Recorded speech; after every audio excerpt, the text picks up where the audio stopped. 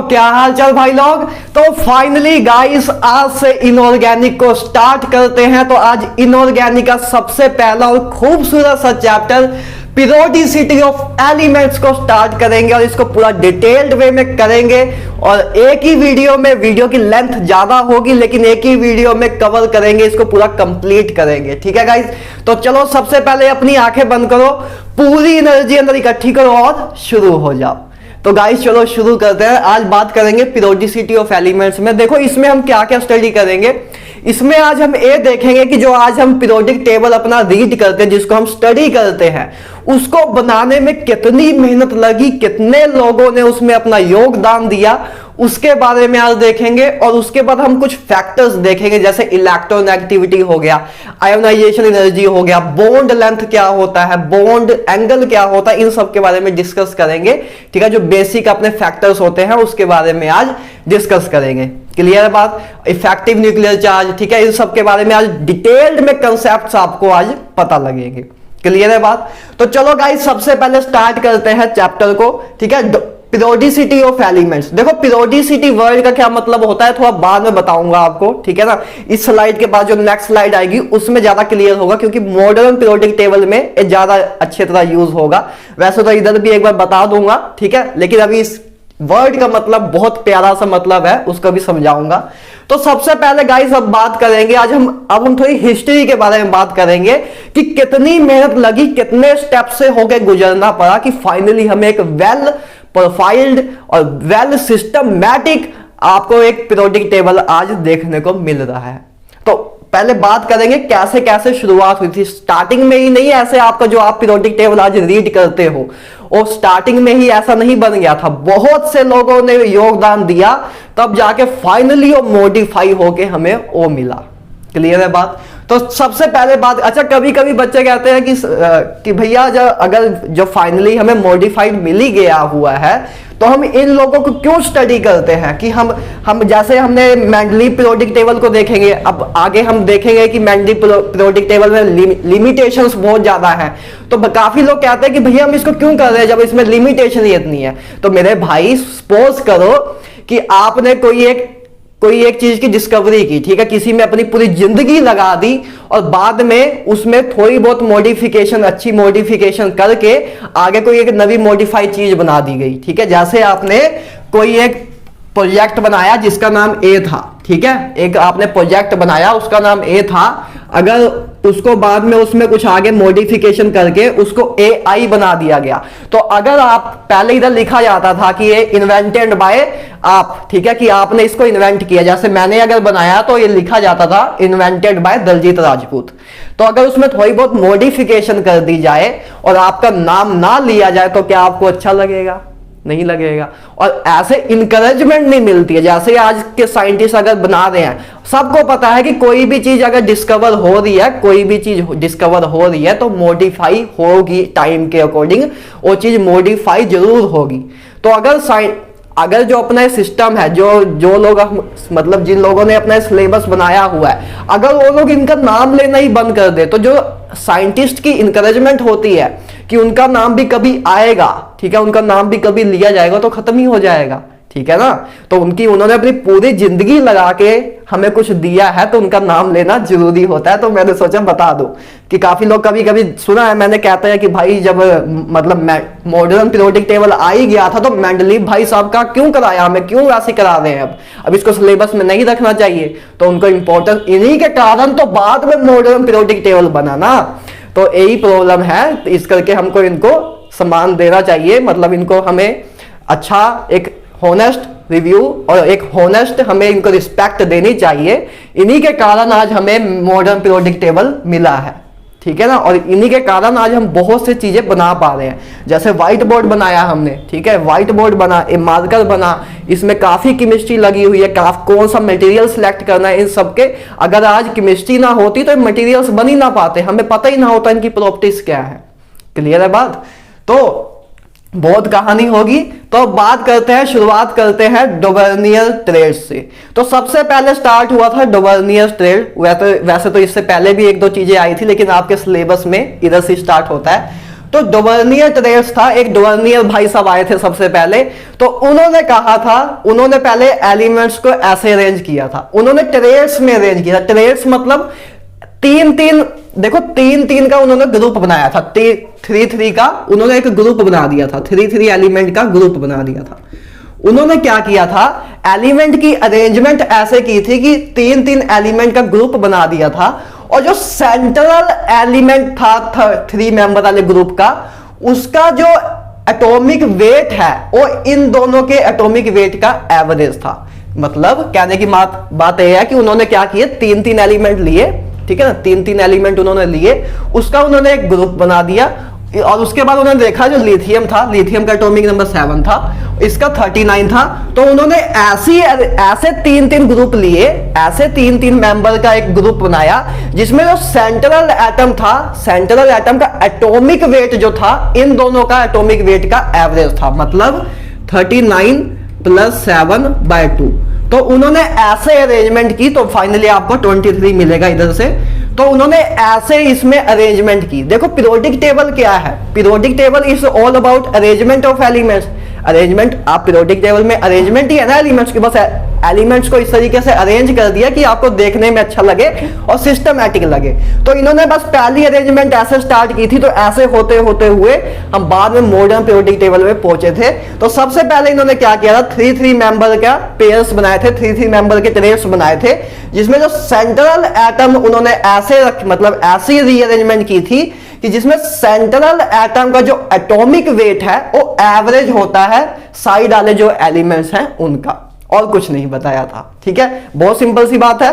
तो ए अरेंजमेंट इन्होंने की थी, ठीक है, इसमें और कुछ खास है नहीं, और क्वेश्चन भी ज्यादा अगर इस पे आते नहीं है, ज्यादा अगर क्वेश्चन आपके आएंगे कहां से, मॉडर्न पीरियोडिक टेबल से आएंगे, लेकिन इनको हाँ रिस्पेक्ट देनी जरूरी है, और पता भी होना चाहिए यार हमें कि कितनी मुश्किलों से होकर गुजर के चीजें हमें मिलती हैं। ठीक है ना, साइंस ऐसी डिस्कवर नहीं हो जाती, ठीक है ना। तो ऐसे इन्होंने काम किया था, ठीक है। इसकी लिमिटेशन क्या है, देखो लिमिटेशन से ही आगे मॉडिफिकेशन होती है। जब हमें कुछ पता लगता है कि इस चीज में कमी है, तभी तो आगे मॉडिफिकेशन होती है ना। तो ये नहीं कह सकते कि डोवर्नियर भाई साहब ने कुछ गलत किया, ठीक है। उन्होंने एक उम्मीद दी अलग साइंटिस्ट को, एक अलग साइंटिस्ट जो बैठे हुए थे उनको एक उम्मीद दी, उनको में एक इंडिकेशन डाली कि हाँ इसको अब मॉडिफाई करना स्टार्ट करते हैं। तो स्टार्टअप दिया यार अगले ने, ठीक है, इसलिए ऐसा नहीं कह सकते। तो लिमिटेशन की बात करें तो नॉट ऑल एलिमेंट अरेंजेबल, कि इस पैटर्न के अकॉर्डिंग हम सारे एलिमेंट्स को अरेंज नहीं कर पा रहे थे। जैसे एक फेमस एग्जांपल दी जाती है आयरन, कोबाल्ट और निकल की, आयरन, कोबाल्ट और निकल की। तो इसमें जो इसका जो एवरेज एटॉमिक वेट है इन दोनों का एवरेज नहीं है, इन दोनों का एवरेज, जो कोबाल्ट का एवरेज एटॉमिक वेट है इन दोनों का एवरेज नहीं है। तो ये सब में जो ये अपना डोवर्नियर ट्रेस था इस सब में एप्लीकेबल नहीं हो पा रहा था, इस करके यही इसकी लिमिटेशन थी, जिस करके इसको हमें आगे अबंडेड करना पड़ा, इसको मतलब हमें नहीं मानना पड़ा, फिर इसको हमने कैंसिल कर दिया कि ये अपना इसको अब हम मॉडिफाई करना पड़ेगा, ये सही नहीं चल रहा है। ठीक है, तो इसकी एक फेमस एग्जांपल ही दी जाती है कि इसमें मतलब जो एग्जांपल है आयरन, कोबाल्ट, निकल, इसमें ए अरेंजमेंट जिस माइंड सेटअप से उन्होंने अरेंजमेंट की थी वो इसमें फॉलो नहीं हो रही है। ठीक है, तो ऑल एलिमेंट्स में अरेंजमेंट पॉसिबल नहीं हो पा रही थी, तब करके इसको आगे खत्म कर दिया गया कि इसको अब नहीं हम फॉलो करेंगे। क्लियर है बात, ठीक है ना। उसके बाद आए थे भाई साहब न्यूलैंड ऑक्टेव, ठीक है, न्यूलैंड भाई साहब आए थे, तो उन्होंने क्या बताया, देखो इधर से एक अलग थिंकिंग पे काम होना स्टार्ट हुआ। उन्होंने बताया कि when elements were arrange in increasing order of atomic weight, remember the point, what is atomic weight, अभी सारी बात एटॉमिक वेट पे हो रही है। When elements were arrange in increasing order of atomic weight, similarity in property is observed in every 8 elements. Here देखो जैसे उन्होंने क्या कहा कि पहले आप क्या करो, एलिमेंट्स को अरेंज करो एटॉमिक वेट के according, atomic increasing order of atomic wait. तो देखो जैसे लिथियम है फिर बेरिलियम, ऐसे ऐसे एटॉमिक वेट इंक्रीज हो रहा है, तो हमने बस ऐसे अरेंज किया, ऐसे अरेंज किया। उसके बाद उन्होंने क्या कहा कि जो फर्स्ट एलिमेंट है उसकी प्रॉपर्टी सिमिलर होगी 8 एलिमेंट से। सिंपल सी बात उन्होंने ऐसे कही थी।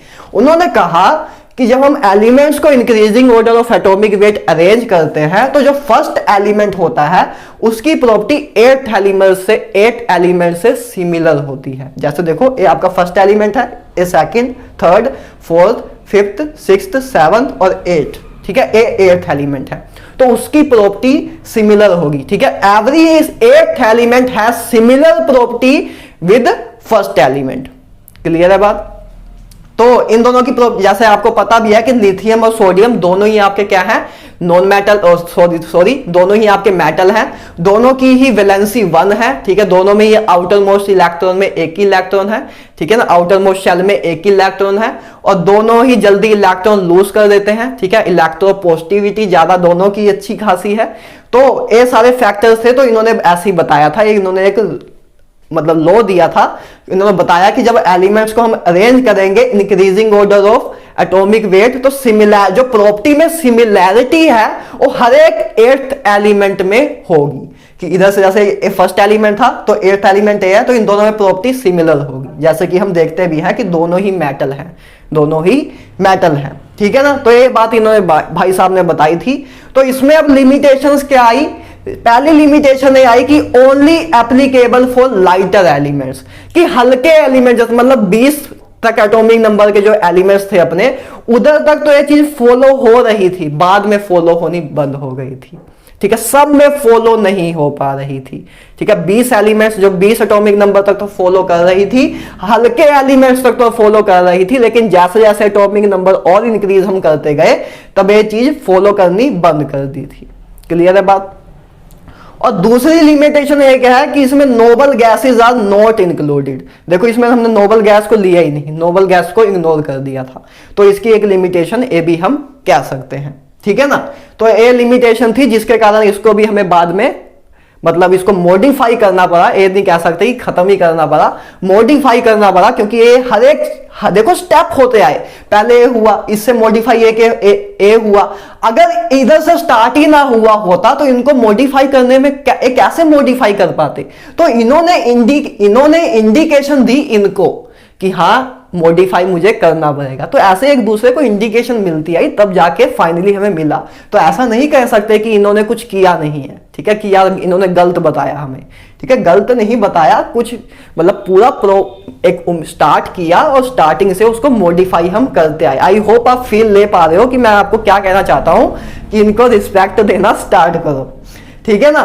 तो ये बात क्लियर है। अब नेक्स्ट बात करते हैं लोथर मेयर कर्व की। उसके बाद आए थे लोथर भाई साहब आए थे जिन्होंने एक थोड़ा अलग तरीके से काम करना स्टार्ट किया। उन्होंने क्या किया, एक कर्व बनाया between atomic volume and weight. उन्होंने ग्राफिकल वे में अप्रोच करने की कोशिश की और एक चार्ट बनाया। किसके बीच में क्वेश्चन आ सकता है यार, एक क्वेश्चन पूछ सकते हैं कि जो लोथर मेयर कर्व है वो किसके किसके बीच में है, तो आप बताओगे एटॉमिक वॉल्यूम और एटॉमिक वेट के बीच में है। किसके बीच में? एटॉमिक वॉल्यूम और एटॉमिक वेट के बीच में, ठीक है, atomic wait and atomic volume. तो उन्होंने जब कर्व बनाया तो ऐसा कुछ कर्व आया अपने पास, ठीक है, ऐसा एक अपने पास कर्व आया। तो उन्होंने हमें देखो एक कर्व आया और इसमें जो एक देखो, अब देखो पहली बात तो ये देख लो कि टेलर्स कि इन्होंने हमें क्या बताया, इससे इस ग्राफ से हमें क्या पता लगा। इस ग्राफ से हमें पता लगा कि जो physical properties are periodic function of atomic mass, कि जो फिजिकल प्रॉपर्टीज है, जैसे फिजिकल प्रॉपर्टी वॉल्यूम हम जनरली लेते हैं, वैसे तो हम कुछ भी ले सकते हैं लेकिन हम ग्राफ जो जनरली बनाते हैं वॉल्यूम के ही बनाते हैं। वॉल्यूम अपनी एक फिजिकल प्रॉपर्टी है, तो physical property of elements are periodic function of atomic weight, कि पीरियोडिक फंक्शन है एटॉमिक वेट का। पीरियोडिक फंक्शन का मतलब क्या? पीरियोडिक फंक्शन का मतलब क्या? पीरियोडिक फंक्शन का मतलब कि एक पर्टिकुलर टाइम के बाद वही प्रॉपर्टी रिपीट होना, उसको बोलते हैं पीरियोडिक फंक्शन। देखो अब थोड़ा क्लियर करने की कोशिश करता हूं मैं कि पीरियोडिसिटी क्या होता है। पीरियोडिसिटी क्या होता है, पहली फॉर्मल डेफिनेशन समझ लो, the repetition of property, the repetition of physical properties after regular interval of time that is called periodicity, ठीक है। अब मेरी लैंग्वेज में मेरे स्टाइल में समझो, पीरियोडिसिटी का मतलब क्या होता है कि एक समय आता है जब एलिमेंट्स की प्रॉपर्टी रेगुलरली मतलब सिमिलर आने लग जाती हैं। जैसे देखो इधर क्या हुआ, जैसे इधर हमने लिथियम से स्टार्ट किया तो ऐसे जाते गए जाते गए जाते गए, उसके बाद इसके बाद एक समय आया ऐसा जिसके बाद जो हमने नेक्स्ट एलिमेंट लिखा उसकी प्रॉपर्टी सिमिलर थी फर्स्ट एलिमेंट से, ठीक है ना। तो सिंपल सी बात, मैंने आपको क्या बताया, पीरियोडिसिटी क्या होता है, repetition of properties. Repetition of property मतलब प्रॉपर्टीज का वापस आना। द रेपिटेशन ऑफ प्रॉपर्टी, जैसे इनकी प्रॉपर्टी मिली बाद में आके एक समय के बाद आई, तो repetition of property after regular interval of time, एक रेगुलर इंटरवल ऑफ टाइम के बाद प्रॉपर्टी का सिमिलर, प्रॉपर्टी में रेगुलर आना, ठीक है, रेपिटेशन होना, उसको बोलते हैं पीरियोडिसिटी। क्लियर है बात। जैसे इसमें हुआ कि देखो लिथियम से स्टार्ट हुआ, इधर से गए हम उसके बाद जब ऐसे गुजरते हुए गए तो एक समय आया जब हमने देखा कि एक समय बाद जब जो 8th एलिमेंट था उसकी प्रॉपर्टी सिमिलर थी फर्स्ट एलिमेंट से, तो उसी को बोलते हैं पीरियोडिसिटी, कि रिपीट होना प्रॉपर्टीज का एक रेगुलर इंटरवल के बाद उसको बोलते हैं पीरियोडिसिटी। क्लियर है बात। तो अब आगे बात करते हैं, लूथर मेयर कर्व की हम बात कर रहे थे, तो इसमें इन्होंने क्या बताया, फिजिकल प्रॉपर्टी और periodic function of atomic mass, कि फिजिकल प्रॉपर्टीज जो है जैसे कि एटॉमिक वॉल्यूम या इलेक्ट्रोनेगेटिविटी भी कह सकते हो, ठीक है। इधर फिजिकल प्रॉपर्टीज में आपका इलेक्ट्रोनेगेटिविटी भी आ सकता है, इलेक्ट्रोपोजिटिविटी भी आ सकता है, तो इन सब के बारे में हम डिटेल में बात भी करेंगे कि इलेक्ट्रोनेगेटिविटी एक्चुअल में क्या होता है, उसके सब में बारे में बात भी करेंगे। तो अभी हम वॉल्यूम, इसलिए वॉल्यूम स्टार्टिंग में लिया क्योंकि आपको वॉल्यूम पता है क्या होता है, ठीक है ना।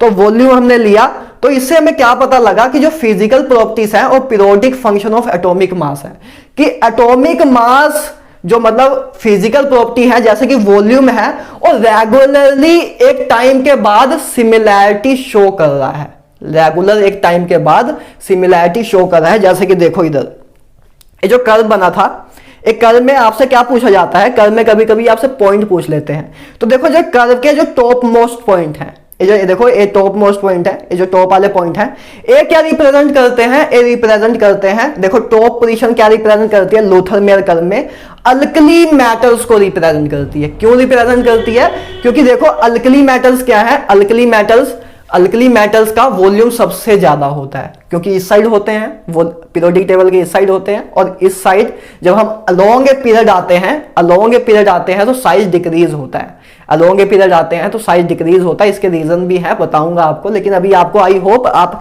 इस स्टेज पे हो, कम से कम आपको इतना तो पता है कि इस साइड क्या होता है, अपना अलोंग ए पीरियड जब हम जाते हैं तो साइज डिक्रीज होता है, ठीक है। आप 11th के बच्चे तो नहीं हो, लेकिन तब भी बताऊंगा तो है ही मैं, लेकिन आपको आई होप इतना तो पता है कि इस साइड साइज डिक्रीज होता है, ठीक है ना। तो जो सबसे इधर है उसका साइज सबसे ज्यादा होगा अपने पीरियड में, ठीक है ना। तो इसलिए जिनका देखो वही हमने बनाया कि इसीलिए हमने लिखा, देखो जो टॉप वाली पोजीशंस है उसका मतलब उसका वॉल्यूम सबसे ज्यादा है, उनका वॉल्यूम ज्यादा है उस कर्व में। जैसे कर्व है अपनी, ये जो अपनी कर्व है इसमें जो टॉप पे होगा उसका वॉल्यूम सबसे ज्यादा, और वॉल्यूम किसका ज्यादा होता है सबसे ज्यादा, अल्कली मेटल्स का। इसलिए जो टॉप पोजीशन होती है वो अल्कली मेटल्स लेते हैं। बॉटम ऑफ कर्व होता है, जो कर्व का बॉटम है ना, ये जो कर्व का ये बॉटम है, जो ये बॉटम वाला हिस्सा है ना, एक कर्व का जो बॉटम वाला हिस्सा है वो कौन कौन लेते हैं, metalloids and D block elements, ठीक है। Metalloids and D block elements इस कर्व के नीचे वाले भाग में ऑक्यूपाई करते हैं, ठीक है ना। मेटलॉइड्स आई होप आपको पता हो, मेटलॉइड्स वो चीजें होती हैं जिससे हम सेमीकंडक्टर्स बनाते हैं, जैसे सिलिकॉन हो गया, जर्मेनियम हो गया, ये सारे अपने मेटलॉइड्स होते हैं, ठीक है ना। अब आता है उसका डिसेंडिंग पोजीशन। डिसेंडिंग पोजीशन पे देखो क्या होता है, alkaline earth metal. Alkaline earth metal आपको आई होप पता हो, जो अपना सेकंड ग्रुप है मॉडर्न पीरियोडिक टेबल का, है ना, जिसमें बेरिलियम, मैग्नीशियम ये सब आता है, वो अपने होते हैं अल्कलाइन अर्थ मेटल, ठीक है ना। डिसेंडिंग पोजीशन पे होते हैं। डिसेंडिंग पोजीशन देखो, डिसेंडिंग पोजीशन और असेंडिंग पोजीशन क्या है, डिसेंडिंग पोजीशन मतलब ऐसे नीचे की तरफ, असेंडिंग पोजीशन मतलब ऐसे ऊपर की तरफ, ठीक है। तो देखो जैसे बेरिलियम अपना क्या है, अल्कलाइन अर्थ मेटल, तो बेरिलियम अपना कहाँ है, डिसेंडिंग पोजीशन पे, ठीक है। इसी तरह मैग्नीशियम भी अपना डिसेंडिंग पोजीशन पे है। तो एक क्वेश्चन आता है ऐसे, ठीक है, थ्योरेटिकल क्वेश्चन आना हुआ तो ऐसे आ सकता है कि आपसे पूछ ले, in Lothar Meyer curve which element are present at descending positions of the curve. तो आप क्या बताओगे, अल्कलाइन अर्थ मेटल प्रेजेंट होते हैं डिसेंडिंग पोजीशन ऑफ कर्व में, ठीक है ना।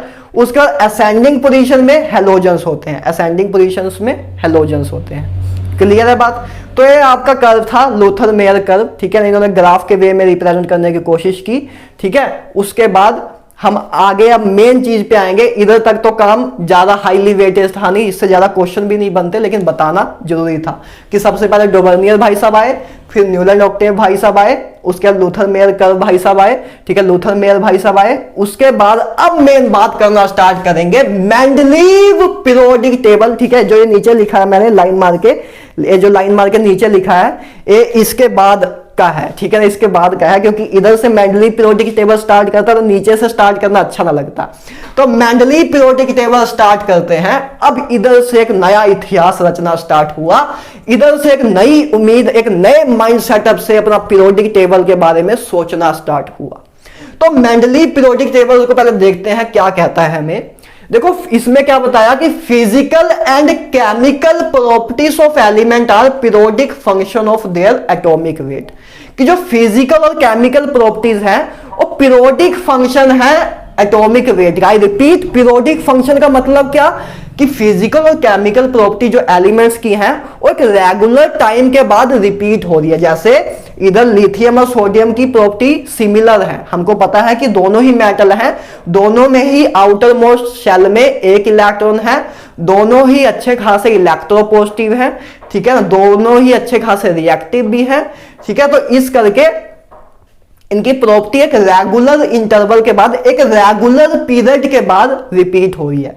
देखो जैसे 7 के बाद 8 में इसकी मतलब एक रेगुलर इंटरवल के बाद इनकी प्रॉपर्टी रिपीट हो रही है।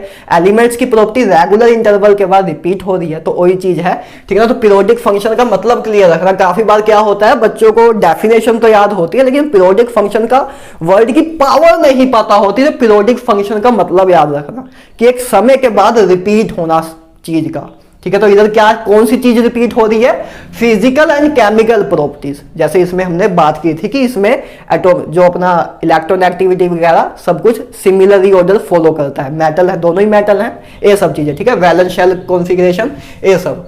तो physical and chemical properties of element are periodic function of their atomic weight, कि एटॉमिक वेट के पीरियोडिक फंक्शन है किसके, एटॉमिक वेट के, किसके, एटॉमिक वेट के पीरियोडिक फंक्शन। अभी तक सारी बात देखो एटॉमिक वेट पे हो रही है, अभी तक सारी बात एटॉमिक वेट पे हो रही है, तो इसको ध्यान रखना अभी। तो अब मेंडलीव पीरियोडिक टेबल की थोड़ी डिटेल में बात कर लेते हैं कि इसमें क्या क्या था जो आपको क्वेश्चंस के फॉर्म में आ सकता है। पहली बार जब मेंडलीव पीरियोडिक टेबल जब बना था तब उस टाइम 63 एलिमेंट्स ही डिस्कवर हुए थे। कितने हुए थे, 63। आज के अपने पीरियोडिक टेबल में कितने हैं, 118 हैं, ठीक है। अब बस 119 एक और ना आ जाए कोई सर्च होके, नहीं तो सारा पीरियोडिक टेबल खराब हो जाएगा, तो वैसे आएगा जरूर कभी ना कभी। तो 63 एलिमेंट्स वर अरेंज, उस टाइम क्या थे, 63 एलिमेंट ही डिस्कवर हुए थे। अब नेक्स्ट बात करें, एक क्वेश्चन भी आ जाता है कि मेंडलीव पीरियोडिक टेबल में कितने पीरियड और कितने ग्रुप थे। आई होप आपको पीरियड और ग्रुप का मतलब तो क्लियर होगा। अब आपको ये तो बताने की जरूरत नहीं है ना कि पीरियड क्या होता है जो हॉरिजॉन्टल लाइन होती है और ग्रुप क्या होता है जो वर्टिकल लाइंस होती है। आई होप वो ना बताना हो, तब भी बता तो दिया ही है मैंने, लेकिन इतनी बेइज्जती ना करा दो भाई की, ठीक है ना।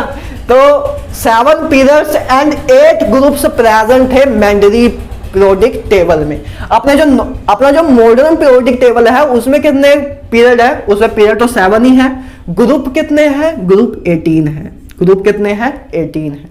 तो याद रखना इसमें 7 पीरियड एंड 8 ग्रुप्स थे। क्लियर है बात। तो उसके बाद अब इसमें आगे कि कैसे इन्होंने रीअरेंजमेंट की थी।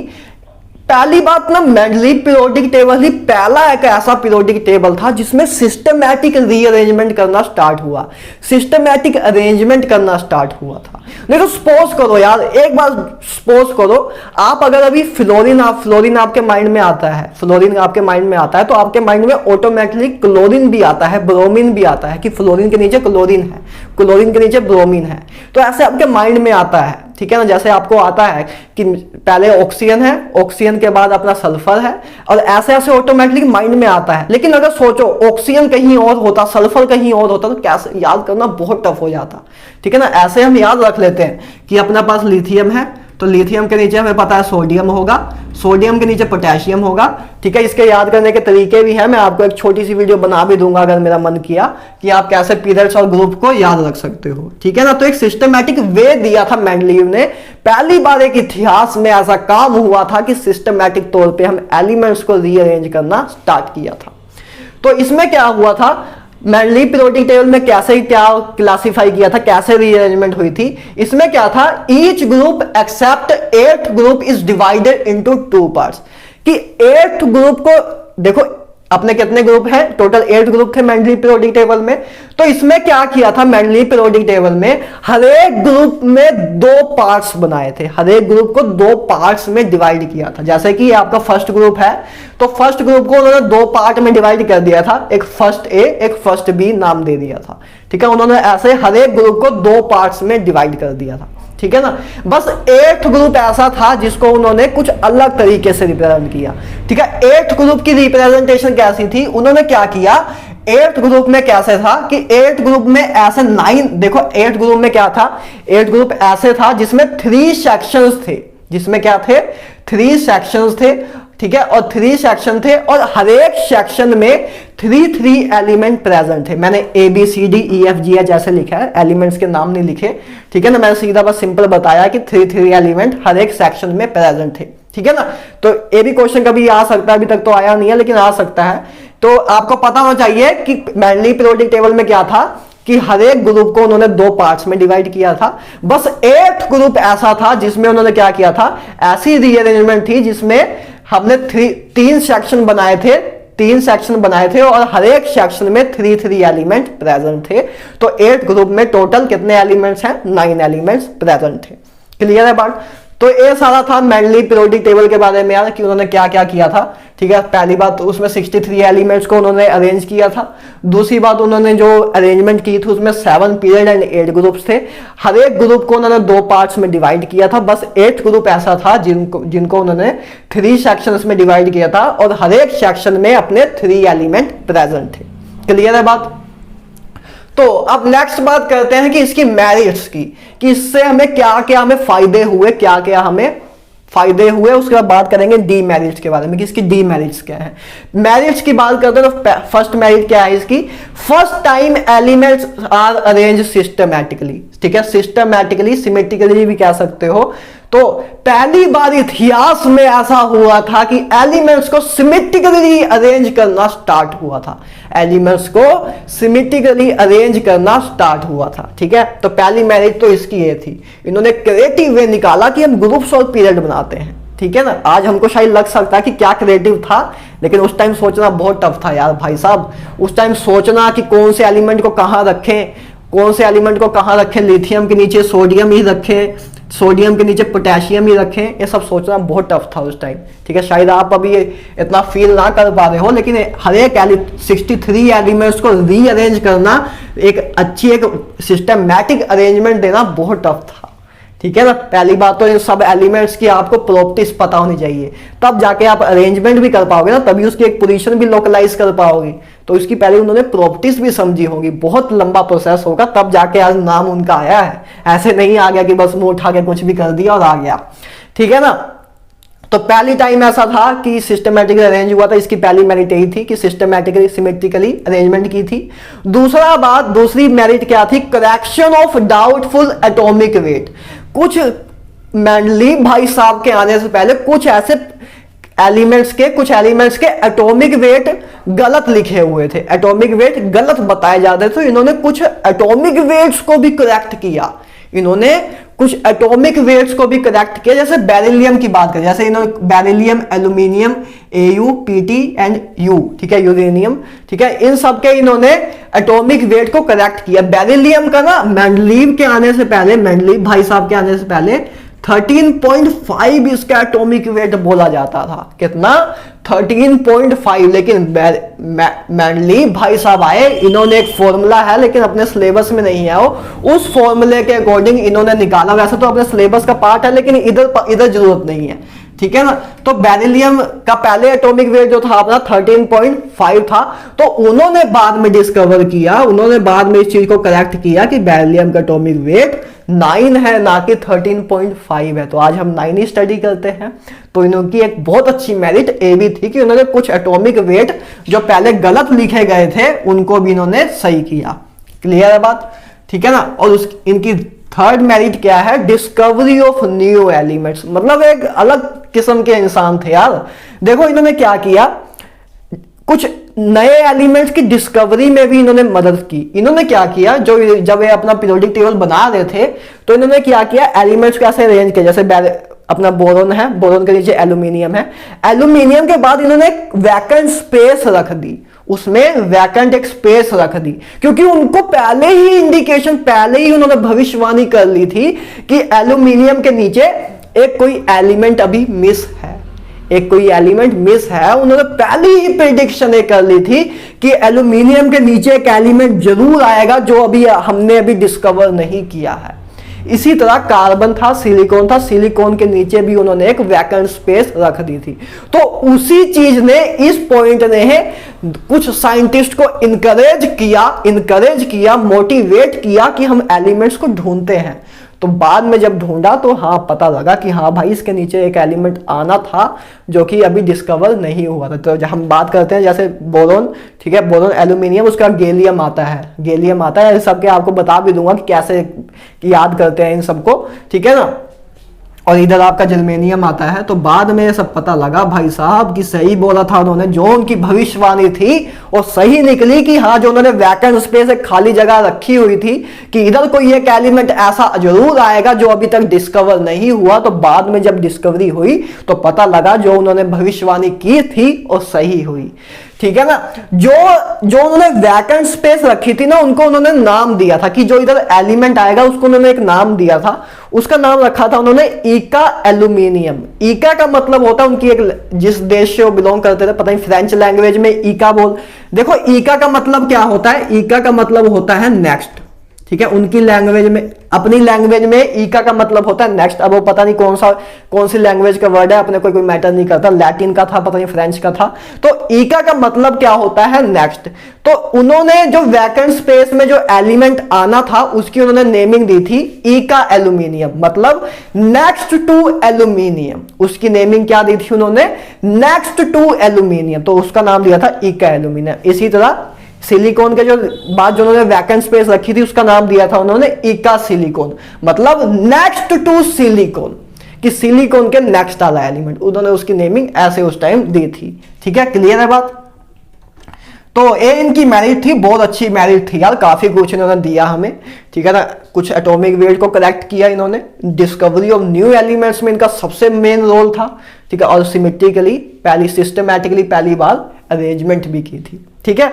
अब बात करते हैं डीमेरिट्स की, कि इनकी डीमेरिट्स क्या थी। वैसे डीमेरिट्स की कहना नहीं चाहिए, बस ये कह सकते हैं कि जो मॉडिफाई हुई आगे चीजें, क्योंकि ऐसे रिस्पेक्ट कम होती है, लेकिन चलो हमारे जो सिलेबस में है उसके अकॉर्डिंग करेंगे। तो डीमेरिट्स की बात करते हैं। डीमेरिट इसकी पहले क्या थी, जिसके कारण बाद में इंकरेजमेंट हुई और एक मॉडर्न पीरियोडिक टेबल बन के अपने सामने आया। तो डीमेरिट्स क्या थी इसकी, पोजीशन ऑफ हाइड्रोजन, हाइड्रोजन की पोजीशन को डिफाइन नहीं किया, जो कि अब आज भी अभी तक नहीं डिफाइंड हो पाई। हाइड्रोजन में गाइस देखो क्या प्रॉब्लम है, हाइड्रोजन देखो, हाइड्रोजन का एटॉमिक वेट क्या है, 1 है। हाइड्रोजन का एटॉमिक वेट 1 है। इसका जो वैलेंस शेल है उसमें 1 इलेक्ट्रॉन प्रेजेंट है। तो इसकी प्रॉपर्टी सिमिलर है फर्स्ट ग्रुप से भी और 17 ग्रुप से भी। तो समझ देखो, फर्स्ट ग्रुप से देखो क्यों सिमिलर है, क्योंकि फर्स्ट ग्रुप क्या है, जैसे फर्स्ट ग्रुप में लिथियम है, फर्स्ट ग्रुप में लिथियम है। तो लिथियम में भी जो आउटर मोस्ट इलेक्ट्रॉन है, लिथियम में भी जो आउटर मोस्ट इलेक्ट्रॉन है उसमें 1 इलेक्ट्रॉन है और इसमें भी 1 इलेक्ट्रॉन है। तो दोनों के आउटर मोस्ट इलेक्ट्रॉन में 1 इलेक्ट्रॉन है। तो इससे क्या इंडिकेशन मिली कि जब देखो, जब लिथियम 1 इलेक्ट्रॉन अपना लॉस करेगा, लिथियम जब अपना 1 इलेक्ट्रॉन लॉस करेगा, ठीक है ना, लिथियम जब इलेक्ट्रॉन लॉस करेगा तो एक नोबल गैस कॉन्फ़िगरेशन अचीव कर लेंगे। तो ऐसे ही इसके केस में भी था, ठीक है, कि आउटर मोस्ट इलेक्ट्रॉन, मतलब आउटर मोस्ट इलेक्ट्रॉन में जो वैलेंस इलेक्ट्रॉन थे वो दोनों में सेम थे। इस करके हाइड्रोजन सिमिलर प्रॉपर्टी इंडिकेट कर रहा था किसके साथ, फर्स्ट ग्रुप के साथ। लेकिन बात करें इस 17th ग्रुप के साथ भी प्रॉपर्टी मतलब सिमिलैरिटी शो कर रहा था। जैसे देखो हाइड्रोजन, जैसे हाइड्रोजन है अपना और 17 ग्रुप क्या है, हेलोजन फैमिली, फ्लोरीन। तो हाइड्रोजन में देखो, हाइड्रोजन में वैलेंस शेल में 1 इलेक्ट्रॉन है, फ्लोरीन में भी वैलेंस शेल में, फ्लोरीन में वैलेंस शेल में 7 इलेक्ट्रॉन्स हैं, है ना, फ्लोरीन में वैलेंस शेल में 7 इलेक्ट्रॉन्स हैं। तो क्या होगा, हाइड्रोजन जब 1 इलेक्ट्रॉन और ले लेगा, 1 इलेक्ट्रॉन ले लेगा, जब 1 इलेक्ट्रॉन अगर गेन करता है और 1 इलेक्ट्रॉन जब गेन करेगा तो क्या होगा, इसमें एक नोबल गैस कॉन्फ़िगरेशन अचीव कर लेगा। Noble gas configuration I hope पता होगा आपको, नहीं पता होगी तो क्लियर भी हो जाएगा। अभी सिंपल सी बात है कि अपना शेल कंप्लीट कर लेगा, ठीक है, अपनी वैलेंसी कंप्लीट कर लेगा। तो नोबल गैस कॉन्फ़िगरेशन अचीव हो जाएगी जब वो 1 इलेक्ट्रॉन गेन कर लेगा। और फ्लोरीन में भी ऐसा ही है कि जब हेलोजेंस में भी ऐसा ही है कि 1 इलेक्ट्रॉन जब वो गेन कर लेते हैं तो नोबल गैस कॉन्फ़िगरेशन अटेंड कर लेते हैं। तो इस रिस्पेक्ट में बात करें तो ये प्रॉपर्टी इसको सिमिलरिटी शो कर रही है कि देखो पहले हमने बात की लिथियम की, लिथियम में क्या था कि लिथियम और हाइड्रोजन में सिमिलरिटी कैसे आ रही थी कि इसमें भी आउटर मोस्ट शेल में 1 इलेक्ट्रॉन है, हाइड्रोजन में भी। और इस रिस्पेक्ट में बात करें कि हाइड्रोजन जब 1 इलेक्ट्रॉन ले लेगा तब ए भी नोबल गैस कॉन्फ़िगरेशन अचीव करेगा और ए भी नोबल गैस कॉन्फ़िगरेशन अचीव करेगा। तो इस रिस्पेक्ट में हेलोजेंस को मतलब फॉलो कर रहे थे, सिमिलर थे। तो दोनों में ही सिमिलरिटी शो कर रहे थे। मतलब हाइड्रोजन इलेक्ट्रॉन लेता, हमें पता है कि हाइड्रोजन इलेक्ट्रॉन लेता भी है, देता भी है, लेकिन लिथियम क्या करता है, लिथियम क्या करता है, सिर्फ इलेक्ट्रॉन देता है। लिथियम क्या है, मेटल है, और फ्लोरीन क्या है, नॉन मेटल, इलेक्ट्रॉन क्या करता है, लेता है। लेकिन हाइड्रोजन हमें पता है कि H पॉजिटिव भी, हमें हाइड्रोजन H पॉजिटिव की फॉर्म में भी देखने को मिलता है, H नेगेटिव की फॉर्म में भी देखने को मिलता है। तो ये प्रॉपर्टी दोनों की सिमिलरिटी शो कर रहा था। इस करके इसकी पोजीशन की बताना कि ये फर्स्ट ग्रुप को बिलोंग कर रहा है कि 17 ग्रुप को बिलोंग कर रहा है बता नहीं पाए थे, जो कि आज भी हम अभी बता नहीं पाते। इसको हम आइसोलेट अभी भी रखते हैं। आज भी हम ये नहीं कह सकते कि फर्स्ट जो हाइड्रोजन है वो फर्स्ट क्या नाम है, फर्स्ट ग्रुप को बिलोंग करता है, 17 को नहीं। तो आज भी हाइड्रोजन आइसोलेट है ना, फर्स्ट ग्रुप को हमने लिखा है ना हाइड्रोजन आज फर्स्ट ग्रुप में है ना 17 ग्रुप में, वो आइसोलेट है, ठीक है ना। तो वो प्रॉब्लम अभी भी सोल्व नहीं हुआ है, अभी भी आज उस पर बहस होती रहती है। तो पहली बात तो ये थी पोजीशन ऑफ हाइड्रोजन, क्योंकि हाइड्रोजन फर्स्ट ग्रुप को भी बिलोंग कर रहा था, 17 ग्रुप को भी बिलोंग कर रहा था।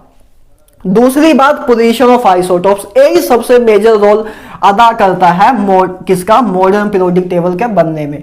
तो बहस होनी स्टार्ट हुई कि आपने तो जो अपना बेस लिया है वो एटॉमिक वेट लिया है, लेकिन हमको पता है भाई साहब कि हाइड्रोजन के भी 3 आइसोटोप्स हैं।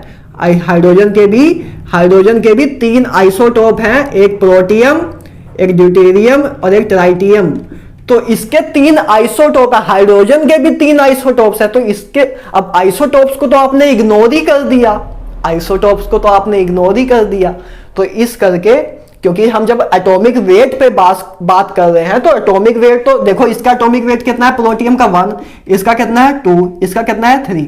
तो एटॉमिक वेट जब आपने अगर बेस अपना लिया हुआ है तो इनको क्यों नहीं डिस्टिंग्विश किया। मेन प्रॉब्लम इधर से आ गई कि आइसोटोप्स में प्रॉब्लम आ रही थी कि इन्होंने अपना बेस एटॉमिक वेट लिया, लेकिन इनमें एटॉमिक वेट का डिफरेंस है, लेकिन इनको कहीं रिप्रेजेंट ही नहीं किया, ठीक है, आइसोटोप्स को इग्नोर ही कर दिया, ठीक है। तो ये इंडिकेशन आई थी, तो इस करके एक नई उम्मीद आई और मॉडर्न पीरियोडिक टेबल बनना स्टार्ट हुआ। तो सेकंड डीमेरिट ये थी। और तीसरी डीमेरिट ये थी कि dissimilar element were placed in same group, कि कुछ डिसिमिलर एलिमेंट्स भी थे जो कि मतलब सिमिलैरिटी शो नहीं कर रहे थे दूसरे मेंबर्स ऑफ ग्रुप के, तब भी उनको उस ग्रुप में रख दिया था। मतलब उनसे कुछ गलतियां भी हुई हैं कि उन्होंने क्या किया, जो ग्रुप जैसे आज के हम मॉडर्न पीरियोडिक टेबल जो अपने ग्रुप में एलिमेंट होते हैं, उसमें जो एलिमेंट्स होते हैं उनकी प्रॉपर्टी सिमिलर होती है, लेकिन उस टाइम उन्होंने जो ग्रुप में कुछ ऐसे एलिमेंट भी थे जिनकी प्रॉपर्टी आपस उस सेम मेंबर्स, मतलब उस सेम ग्रुप के मेंबर से लिंक ही नहीं कर रही थी। तो उन्होंने dissimilar element are place in same group, ये भी एक डीमेरिट थी उनकी, ठीक है। उसका फोर्थ क्या है, all elements are not arrange in increasing order of mass. पहले उन्होंने बताया कि पीरियोडिक फंक्शन है एटॉमिक वेट के, लेकिन बाद में उन्होंने कुछ अरेंजमेंट ऐसे भी कर दी कि जिसमें उनका लोई जो था उन्होंने फॉलो ही नहीं हो पाया। उन्होंने क्या कहा था कि एटॉमिक वेट की इंक्रीजिंग ऑर्डर में लगाएंगे, लेकिन उन्होंने बाद में ऐसे लिख दिया कि आर्गन को पहले लिखा, ठीक है, आर्गन को पहले लिखा, पोटेशियम को बाद में। लेकिन आर्गन का एटॉमिक वेट 39.9 होता है, पोटेशियम का 39 होता है, तो इंक्रीजिंग ऑर्डर में लिखा ही नहीं। इधर उन्होंने रीजन नहीं दिया, रीजन नहीं बताया उन्होंने क्यों हमने इसको इधर लिख दिया। उनके लॉ के अकॉर्डिंग तो पोटेशियम पहले आना चाहिए था, आर्गन बाद में आना चाहिए था, लेकिन तब भी उन्होंने लिखा सही उन्होंने कि आर्गन पहले आना चाहिए था, पोटेशियम बाद में, लेकिन उसका रीजन नहीं बताया क्यों आर्गन पहले आया। ठीक है ना, आज भी हम देखते हैं आर्गन पहले आता है, पोटेशियम बाद में आता है, लेकिन उसका रीजन नहीं बताया। ठीक है, तो इसकी 4 डीमेरिट्स थी जिस करके हमें आगे काम करना स्टार्ट करना पड़ा। उसके बाद एक दिन तो भाई तूफान ही आ गया, एक दिन तो फिर तूफान ही आ गया। फिर उस दिन काम होना स्टार्ट हुआ। उस दिन केमिस्ट्री की दुनिया में एक तूफान आया, एक नई उम्मीद आई, एक नया जोश आया जब मोज़ले भाई साहब ने एक एक्सपेरिमेंट किया और एटॉमिक नंबर की डिस्कवरी कर डाली। एक नंबर डिस्कवर किया जिसको नाम दिया उन्होंने एटॉमिक नंबर। उन्होंने गाइस क्या किया, एक्सपेरिमेंट किया। उन्होंने उन्होंने क्या किया, जैसे उन्होंने क्या किया, अपने पास जैसे कोई एक एलिमेंट था, है ना, अपने पास मान लिया मैंने एक एलिमेंट लिया ए, उन्होंने क्या किया, ए एलिमेंट था, उन्होंने क्या किया, इलेक्ट्रॉन्स लिए, हाई स्पीड वाले इलेक्ट्रॉन। तो उन्होंने क्या किया, हाई स्पीड वाले, जैसे मैं सपोज करो मेरे हाथ में एक हाई स्पीड वाला इलेक्ट्रॉन है, तो हाई स्पीड वाला इलेक्ट्रॉन को इसमें मारा, ठीक है, इसमें मारा एटम में। जब इस पे मारा एटम में तो बॉम्बार्डेड हुआ, तब क्या हुई, बॉम्बार्डेशन हुई। तो बॉम्बार्डेशन हुई जिसके कारण कुछ एक्सरे इमिट्स हुई। जब हमने क्या किया, सिंपल सी बात, जैसे आपने कभी देखा होगा, कुछ जो अगर गांव के बच्चे हैं उन्होंने देखा होगा कि अगर आप अंधेरे में रोड पे जाओ तो अगर आप पत्थर उठाओ कोई और पत्थर को रोड पे जमीन पे मारो, तो आप देखते हो कुछ चिंगारी निकलती हैं, कुछ स्पार्क्स निकलती हैं, जिसको हम कहते हैं कोई ना कोई तो रेडिएशन होंगी हो, ठीक है ना। वैसे आई थिंक इंफ्रारेड होनी चाहिए, लेकिन मुझे नहीं पता क्या होगी, तो क्योंकि अभी मैं देखा नहीं है। तो लेकिन हमें इतना पता है कि चिंगारी निकलती है, जब हम पत्थर को रात को मारते हैं तो हमें चिंगारी दिखती है। तो इसी तरह उन्होंने क्या किया, एलिमेंट लिया, एलिमेंट पे उन्होंने हाई स्पीड वाला इलेक्ट्रॉन मारा, तो उसमें से एक्सरे इमिट्स हुई, सिंपल समझ आया। उन्होंने क्या किया, एलिमेंट था, एलिमेंट में ऐसे एक इलेक्ट्रॉन आया, इलेक्ट्रॉन आया ऐसे हाई स्पीड में आया और इससे आके टकराया। जब इससे आके टकराया तो कोलिजन हुई और कोलिजन के कारण एक्सरे इमिट्स हुई।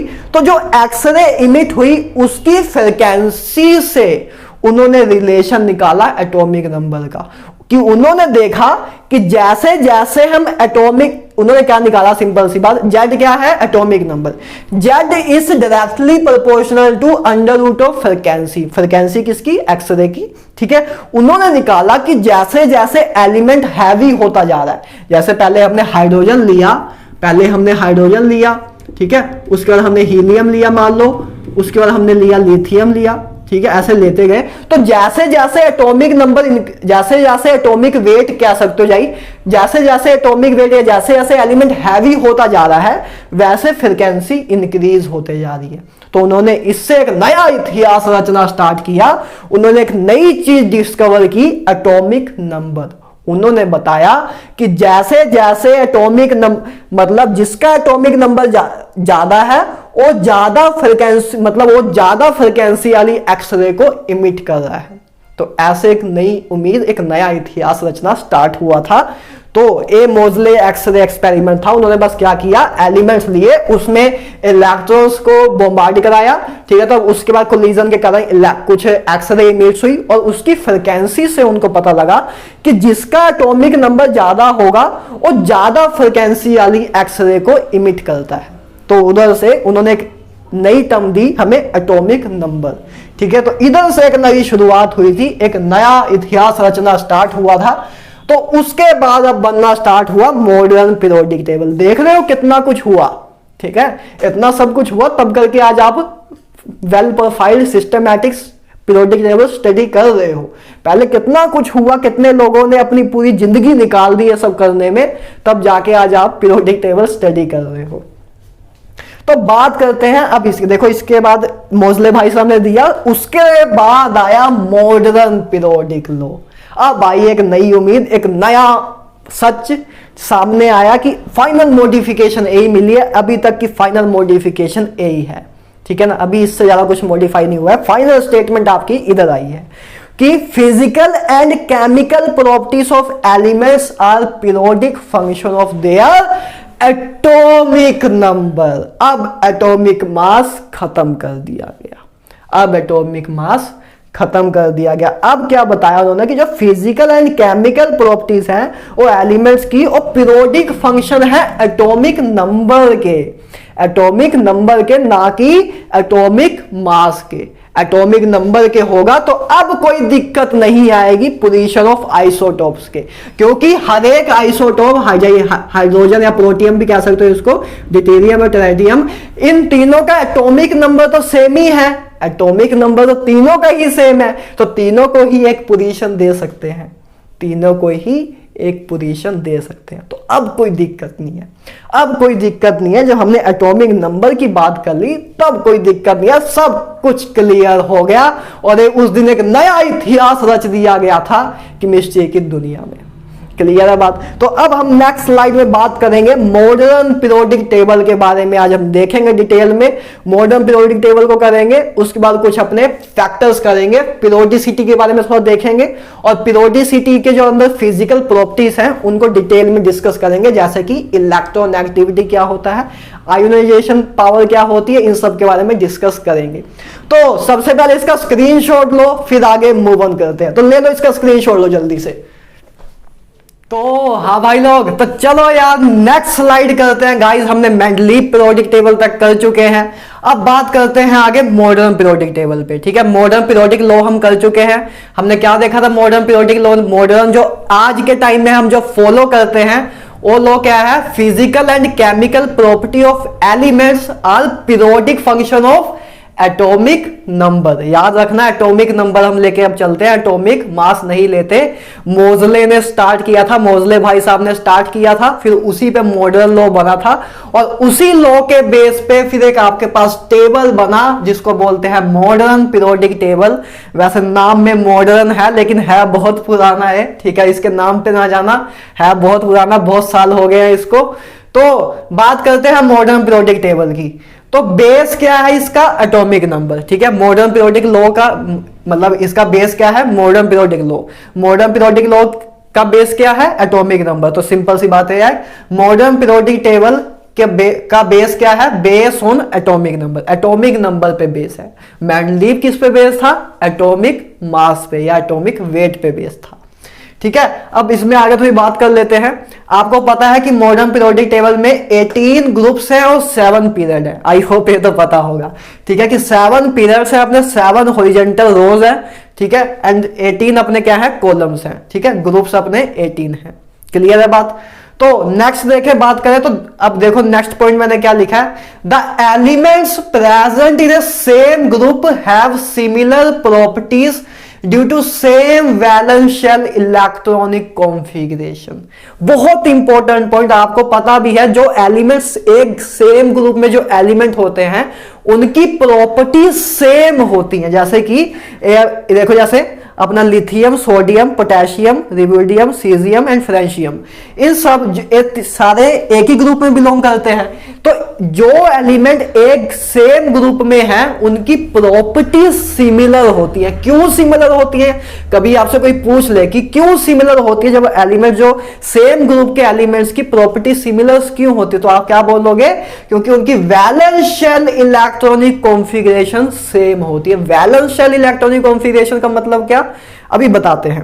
Valence shell electronic, valence shell क्या होता है? वैलेंस शेल क्या होता है? जो वैलेंसी उसकी रिप्रेजेंट करता है। मतलब वैलेंस शेल एस ब्लॉक और पी ब्लॉक के लिए तो वैलेंस शेल ही आउटर मोस्ट शेल होता है। ठीक है। डी ब्लॉक के लिए थोड़ा अलग है, अभी पहले एस और पी ब्लॉक में भी मेन बात कर लेते हैं, डी ब्लॉक के डी ब्लॉक चैप्टर में कर लेंगे, ठीक है। वैसे वैलेंस शेल आपके अभी जनरल केस में बात करें एस और पी ब्लॉक में, जो आपके ज्यादा मैक्सिमम यूज में भी आता है, तो वैलेंस शेल ही आपका आउटर मोस्ट शेल होता है, कि मतलब जो सबसे आउटर मोस्ट शेल होता है। जैसे ए आपका एटम है ना, ए आपका न्यूक्लियस है, सपोज ए आपका न्यूक्लियस है, ठीक है ना, ए आपका न्यूक्लियस है, तो ये आपके शेल्स है, तो ये आपके शेल्स है। तो आउटर मोस्ट शेल जिसमें आपका इलेक्ट्रॉन प्रेजेंट है उसको हम बोलते हैं वैलेंस शेल, याद रखना। लेकिन एस ब्लॉक एलिमेंट्स और पी ब्लॉक एलिमेंट्स के केस में ही outermost shell valence shell के बराबर होता है, डी ब्लॉक के केस में नहीं होता। उसके बारे में एक परफेक्ट टाइम जब आएगा तो बताऊंगा, ठीक है ना। तो बात करें valence shell electronic configuration same होती है अलोंग ए ग्रुप। क्यों होती है? जैसे देखो लिथियम, जैसे लिथियम की कॉन्फ़िगरेशन क्या है, देखो लिथियम की कॉन्फ़िगरेशन क्या है, लिथियम का एटॉमिक नंबर कितना है, लिथियम का एटॉमिक नंबर कितना है 3। आपको आई होप कॉन्फ़िगरेशन लिखनी तो आती है, हमने एटॉमिक स्ट्रक्चर में शायद देखा भी है, ठीक है। नहीं आती तो एक बार रिवीजन देख लो। एटॉमिक हम इलेक्ट्रॉनिक कॉन्फ़िगरेशन कैसे लिखते हैं, ये अपने पास ऑर्डर है ना, ऐसे ऑर्डर है, और हम इस वे में फिलिंग करते आते हैं इलेक्ट्रॉन की, इस वे में इलेक्ट्रॉन की फिलिंग करते आते हैं। बस लिथियम का देखो, लिथियम का एटॉमिक नंबर कितना है, लिथियम का एटॉमिक नंबर 3 है, तो बस हम ऐसे फिलिंग करेंगे, पहले 1s2 फिल करेंगे, ठीक है। पहले आपको पता है कि ये सब में वैसे मैं एटॉमिक स्ट्रक्चर में करा चुका हूं, एक बार एटॉमिक स्ट्रक्चर देख लो जिसने नहीं देखा तो, ठीक है ना। एटॉमिक स्ट्रक्चर में सारी बात कर चुके हैं, आपको पता होगा वैसे कि एस सबशेल में कितने ऑर्बिटल होते हैं, एक ही ऑर्बिटल होता है, ठीक है। पी सबशेल में कितने ऑर्बिटल होते हैं, 3 ऑर्बिटल होते हैं। और डी में कितने होते हैं, डी में होते हैं अपने 5 होते हैं, डी में अपने 5 ऑर्बिटल होते हैं, और एफ में 7 होते हैं। ये सब मैं करा चुका हूं एटॉमिक स्ट्रक्चर में, जिसने नहीं पता, जिसको वैसे तो आई होप पता होगा, ठीक है। 11th क्लास के स्टूडेंट नहीं हो, आपको पता होगा, समझदार बच्चे हो। लेकिन अगर किसी को हल्की फुल्की कंफ्यूजन है तो जाके वो लेक्चर देख लो, ठीक है ना, तो काम हो जाएगा, ठीक है। वैसे एक आपका चैप्टर भी कंप्लीट हो जाएगा एटॉमिक स्ट्रक्चर, और इधर के बेसिक भी क्लियर हो जाएंगे, ठीक है ना। तो बात करें लिथियम की कॉन्फ़िगरेशन की, तो लिथियम की कॉन्फ़िगरेशन क्या होगी, 1s2 2s1, क्योंकि इसमें 3 इलेक्ट्रॉन होते हैं लिथियम में, तो ऐसे हम इसकी कॉन्फ़िगरेशन लिखेंगे 1s2 फिर 2s1, तो इसकी कॉन्फ़िगरेशन A है, ठीक है। और अब बात करें सोडियम की कॉन्फ़िगरेशन, तो देखो मैंने सोडियम की कॉन्फ़िगरेशन लिखी हुई है, ये देखो ये सोडियम की कॉन्फ़िगरेशन है, ठीक है। 1s2 सोडियम का एटॉमिक नंबर कितना होता है, 11 होता है, सोडियम का एटॉमिक नंबर 11 होता है। तो इसकी कॉन्फ़िगरेशन क्या होगी, 1s2 2s2 2p6 3s1। देखो पहले हमने 1s2 फिल किया, फिर 2s2 फिर 2p6, क्योंकि p सबशेल में कितने इलेक्ट्रॉन आ सकते हैं, 6, क्योंकि 3 उसमें ऑर्बिटल है, और हर एक ऑर्बिटल में मैक्सिमम 2 इलेक्ट्रॉन्स आ सकते हैं, ठीक है, हंस रूल ऑफ मल्टीप्लिसिटी के अकॉर्डिंग। तो उसके बाद 2p6, उसके बाद 3s1। हम 1 तक क्यों रुके, क्योंकि इसके पास 11 इलेक्ट्रॉन्स हैं, तो हमने 11 इलेक्ट्रॉन्स फिल कर दिए हैं। देखो 2 + 2 4 4 + 6 10 10 + 1 11, तो 11 इलेक्ट्रॉन फिलिंग होगी। तो आपकी कॉन्फ़िगरेशन, आई होप कॉन्फ़िगरेशन तो आती होगी, मेरे बच्चों जैसी फीलिंग आ रही है कि मैं क्या बता रहा हूं। तो अब बात मेन बात ये करें, देखो लिथियम और सोडियम दोनों सेम ग्रुप को बिलोंग करते हैं, तो इनकी देखो इन सेम ग्रुप को बिलोंग करते हैं, और इनकी प्रॉपर्टीज भी सिमिलर होती है। लिथियम की प्रॉपर्टीज और सोडियम की प्रॉपर्टीज सिमिलर होती हैं, ठीक है ना। ए बी इलेक्ट्रॉन जल्दी लूज कर देता है, जल्दी ए बी कैटायन बन जाता है, ए बी कैटायन जल्दी बन जाता है। दोनों ही मेटल है, दोनों का ही अच्छा खासा शार्प मेल्टिंग पॉइंट है, बॉइलिंग पॉइंट है। तो बात करें तो इनकी प्रॉपर्टी सिमिलर होती हैं। तो इनकी प्रॉपर्टी सिमिलर होने का रीजन अगर आपसे कोई पूछे तो क्या बोलोगे, same valence shell electronic configuration. देखो इसका वैलेंस शेल क्या है, लिथियम का वैलेंस शेल क्या है, इसका वैलेंस शेल है, आउटर मोस्ट शेल यही है इसका, ठीक है, इसका आउटर मोस्ट शेल यही है। तो ए इसका वैलेंस शेल में 1 इलेक्ट्रॉन है, और सोडियम का वैलेंस शेल क्या है, ए है, आउटर मोस्ट शेल है ना। एस और पी ब्लॉक में आउटर मोस्ट शेल ही आपका वैलेंस शेल होता है। आउटर मोस्ट शेल क्या है, जो सबसे आउटर साइड में है, ठीक है। जैसे ए आपका इनर शेल होते हैं, ए आपके इनर शेल है, और ए आपका आउटर मोस्ट शेल होता है, ठीक है। तो आउटर मोस्ट शेल जो वैलेंस शेल की कॉन्फ़िगरेशन है अपनी, वो सिमिलर होती है अलोंग ए ग्रुप में। तो देखो जैसे हमने लिथियम और सोडियम की बात की, तो लिथियम और सोडियम में वैलेंस शेल की जो कॉन्फ़िगरेशन है वो सेम है, कि इसके वैलेंस शेल में भी 1 ही इलेक्ट्रॉन है, और इसके वैलेंस शेल में भी 1 ही इलेक्ट्रॉन है। तो ये रीजन है कि अलोंग ए ग्रुप जो मेंबर्स होते हैं या एलिमेंट होते हैं उनकी प्रॉपर्टी सिमिलर होती है। क्यों होती है पूछे कोई तो बता देना उसको कि भाई साहब same valence shell electronic configuration के कारण इनकी प्रॉपर्टीज सिमिलर होती हैं। आई होप क्लियर हो, ठीक है ना। तो अब नेक्स्ट आगे बात करें, ठीक है। इधर तो कोई दिक्कत तो नहीं है, बहुत स्लो चल रहे हैं हम, ठीक है ना। इतना स्लो अपने पास इतना टाइम नहीं है, लेकिन मैं लगा रहा हूं क्योंकि मैं पहले ही लिख के लेके आ रहा हूं और काफी टाइम लगा के आ रहा हूं कि आपको मैक्सिमम आराम से भी समझा पाऊं और पूरा करा भी पाऊं, ठीक है ना। अब बात कर लो, देखो ये झलक देख लो। वैसे तो बहुत गंदा बना है पीरियोडिक टेबल मेरे से, लेकिन तब भी देख लो। तो देखो ये आपका पीरियोडिक टेबल ऐसे ही होता है, ठीक है। पहले फर्स्ट ग्रुप आपका, सेकंड ग्रुप, उसके बाद डी ब्लॉक आता है। डी ब्लॉक को मैंने फिलिंग नहीं किया, इलेक्ट्रॉन सारे मतलब सारे एलिमेंट्स लिखे नहीं है क्योंकि इसको हम डी ब्लॉक में अच्छी तरह देखेंगे। अभी हम एस ब्लॉक लिखा हमने, फिर बीच में डी ब्लॉक आता है, ठीक है। डी ब्लॉक आता है, डी ब्लॉक में जो थर्ड पीरियड आपका जो मतलब सिक्स्थ पीरियड है ना, सिक्स्थ पीरियड है। देखो ये फर्स्ट पीरियड, ये सेकंड पीरियड, ये थर्ड पीरियड, ये फोर्थ पीरियड, ये फिफ्थ पीरियड, ये सिक्स्थ पीरियड। तो सिक्स्थ पीरियड में जब आप डी ब्लॉक में आते हो तो एक लेंथेनाइड सीरीज इधर से निकलती है। नीचे देखा होगा ना आपने पीरियोडिक टेबल में, एक लेंथेनाइड सीरीज लिखी होती है, एक एक्टिनाइड सीरीज लिखी होती है, ठीक है। तो ऐसे होता है, पहले एस ब्लॉक है, फिर ट्रांजिशन एलिमेंट्स जिसको हम डी ब्लॉक भी बोलते हैं, ठीक है। पी ब्लॉक, उसका पी ब्लॉक आता है, उसका लास्ट में ये अपना जीरो ग्रुप आता है। लास्ट में अपना क्या है, जीरो, इसको हम जीरो ग्रुप बोलते हैं या नोबल गैस बोलते हैं ना, नोबल गैसेस वाली चीजें बोलते हैं। तो ये आपका पूरा क्या है, पीरियोडिक टेबल है। अच्छा, इसमें एक चीज आप याद रख लेना, ठीक है। मतलब आपको ये तो याद होगा कि आप ये फर्स्ट ग्रुप है, सेकंड ग्रुप है, थर्ड है, फोर्थ है, फिफ्थ है, सिक्स्थ है, ऐसे चलता जाएगा। उसका इधर 13, 14, 15, 16, 17, 18, ये तो आपको याद है। लेकिन एक कोशिश करना इनको रोमन्स वर्ड में भी याद रखने की कोशिश करना, कभी कभी आ जाता है रोमन्स वर्ड में भी, ठीक है। एडवांस में ज्यादा कर तो रोमन्स वर्ड में भी याद रखना कि इसकी इसका क्या, इस ग्रुप को क्या बोलते हैं रोमन वर्ड्स में, 1A, ठीक है। इसको क्या बोलते हैं 2A, उसके बाद 3A इधर है आपका, ठीक है। ये जो बीच में डी ब्लॉक है, बीच में जो डी ब्लॉक है, इनमें बी वाली कॉन्फ़िगरेशन लगती है। इनमें कौन सी लगती है, बी वाली। मतलब जैसे देखो जिंक है, जिंक से पहले कॉपर है, जिंक से पहले क्या है, कॉपर है ना, जिंक से पहले कॉपर आता है। तो जिंक जो है, कॉपर जो है, ये आपका क्या है 1B, कॉपर है आपका 1B और जिंक जो है 2B है। कॉपर है आपका 1B, जिंक है आपका 2B और जो आपका स्कैंडियम है, ठीक है, स्कैंडियम है, ये आपका है 3B, ये आपका 3B और 4B फिर ऐसे आगे फिर से आता रहेगा, ठीक है। मेन बात है कि इनके आप रोमन वर्ड्स भी याद रख लेना। पहले फर्स्ट ए, सेकंड ए, उसका जो थर्ड ए है आपके, मतलब ए वाले जो हैं वो आपके एस और पी ब्लॉक में है, ठीक है। 1A, सेकंड ए, फिर आपका थर्ड है, 4A, 5th है, 6th है, 7th है, ठीक है, ऐसे आपका है।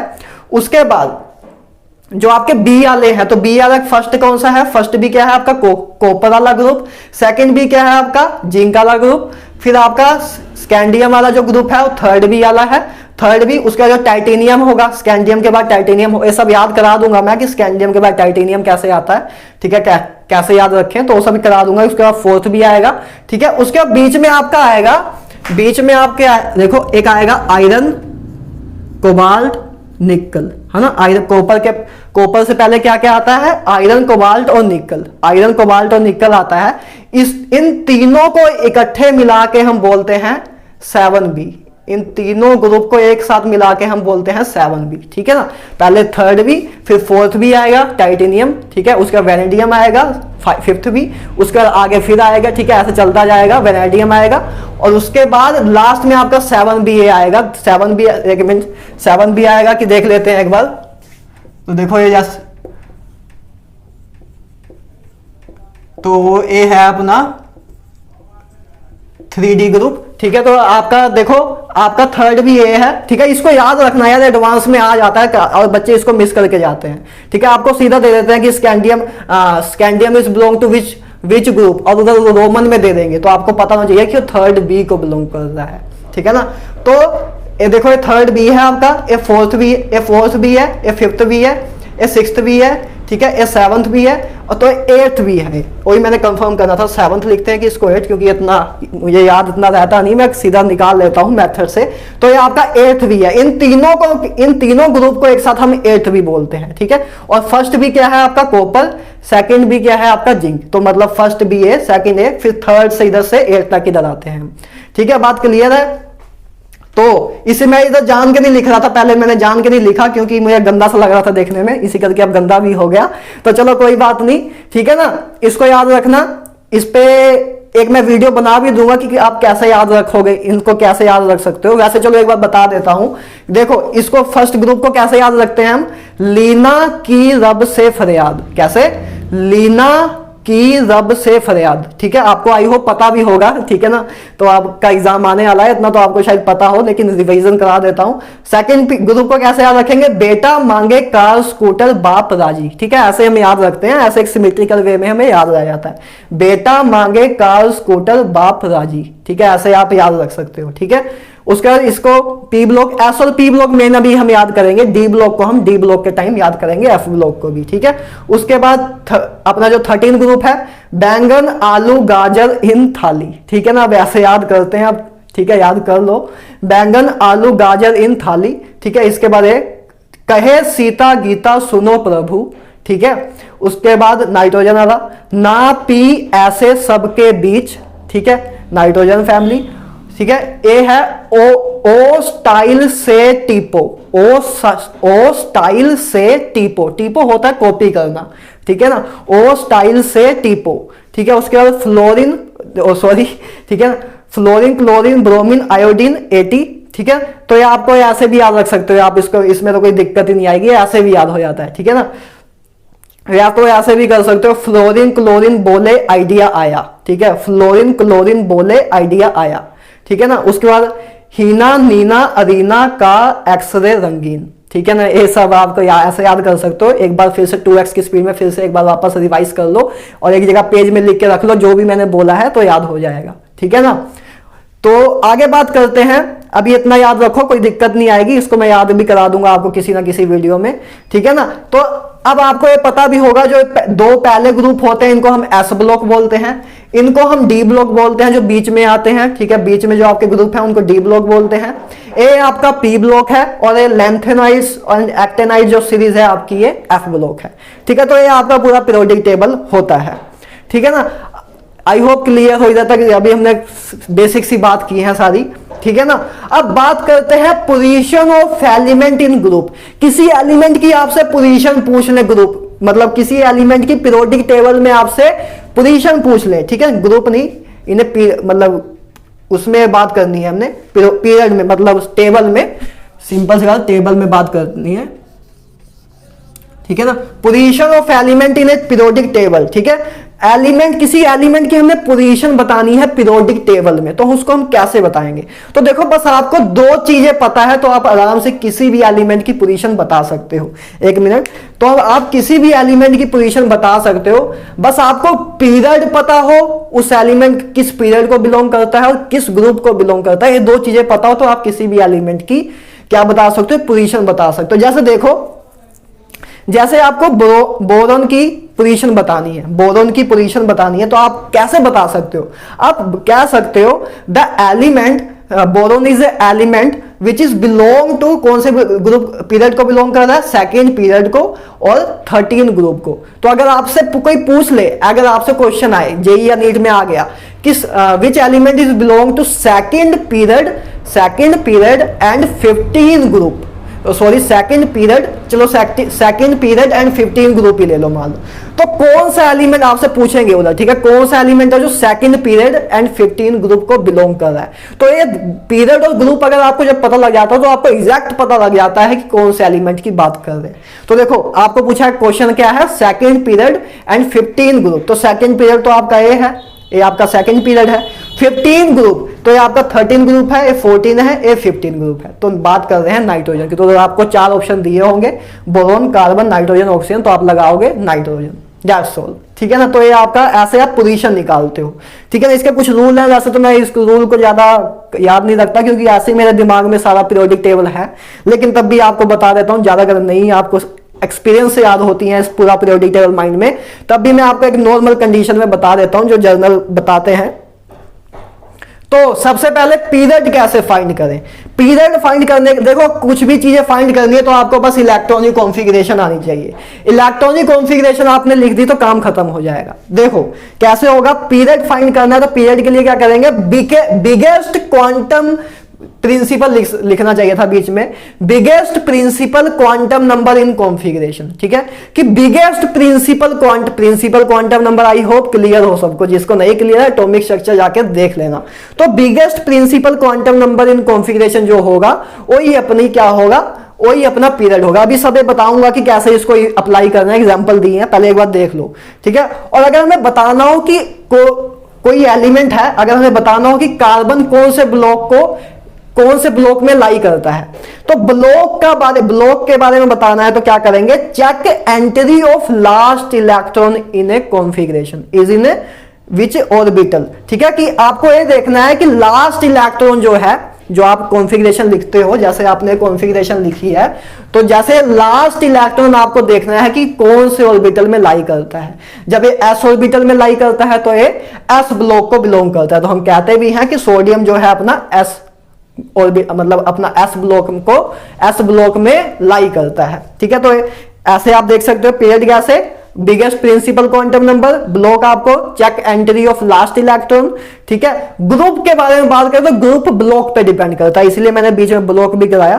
तो वैसे तो आप पीरियड और ग्रुप से ही आप बता सकते हो किसी भी एलिमेंट की पोजीशन को। ठीक है ना, तो ग्रुप देखो, अगर एस ब्लॉक वाले एलिमेंट हो तो उसका ग्रुप नंबर क्या होगा, number of electron in NS subshell. अभी देख लो एक बार, उसके मैं बता भी, वैसे तो मैं याद रखता नहीं हूं क्योंकि ऐसे ही पता लग जाता है, क्यों याद रखें इतना, तब भी देख लो।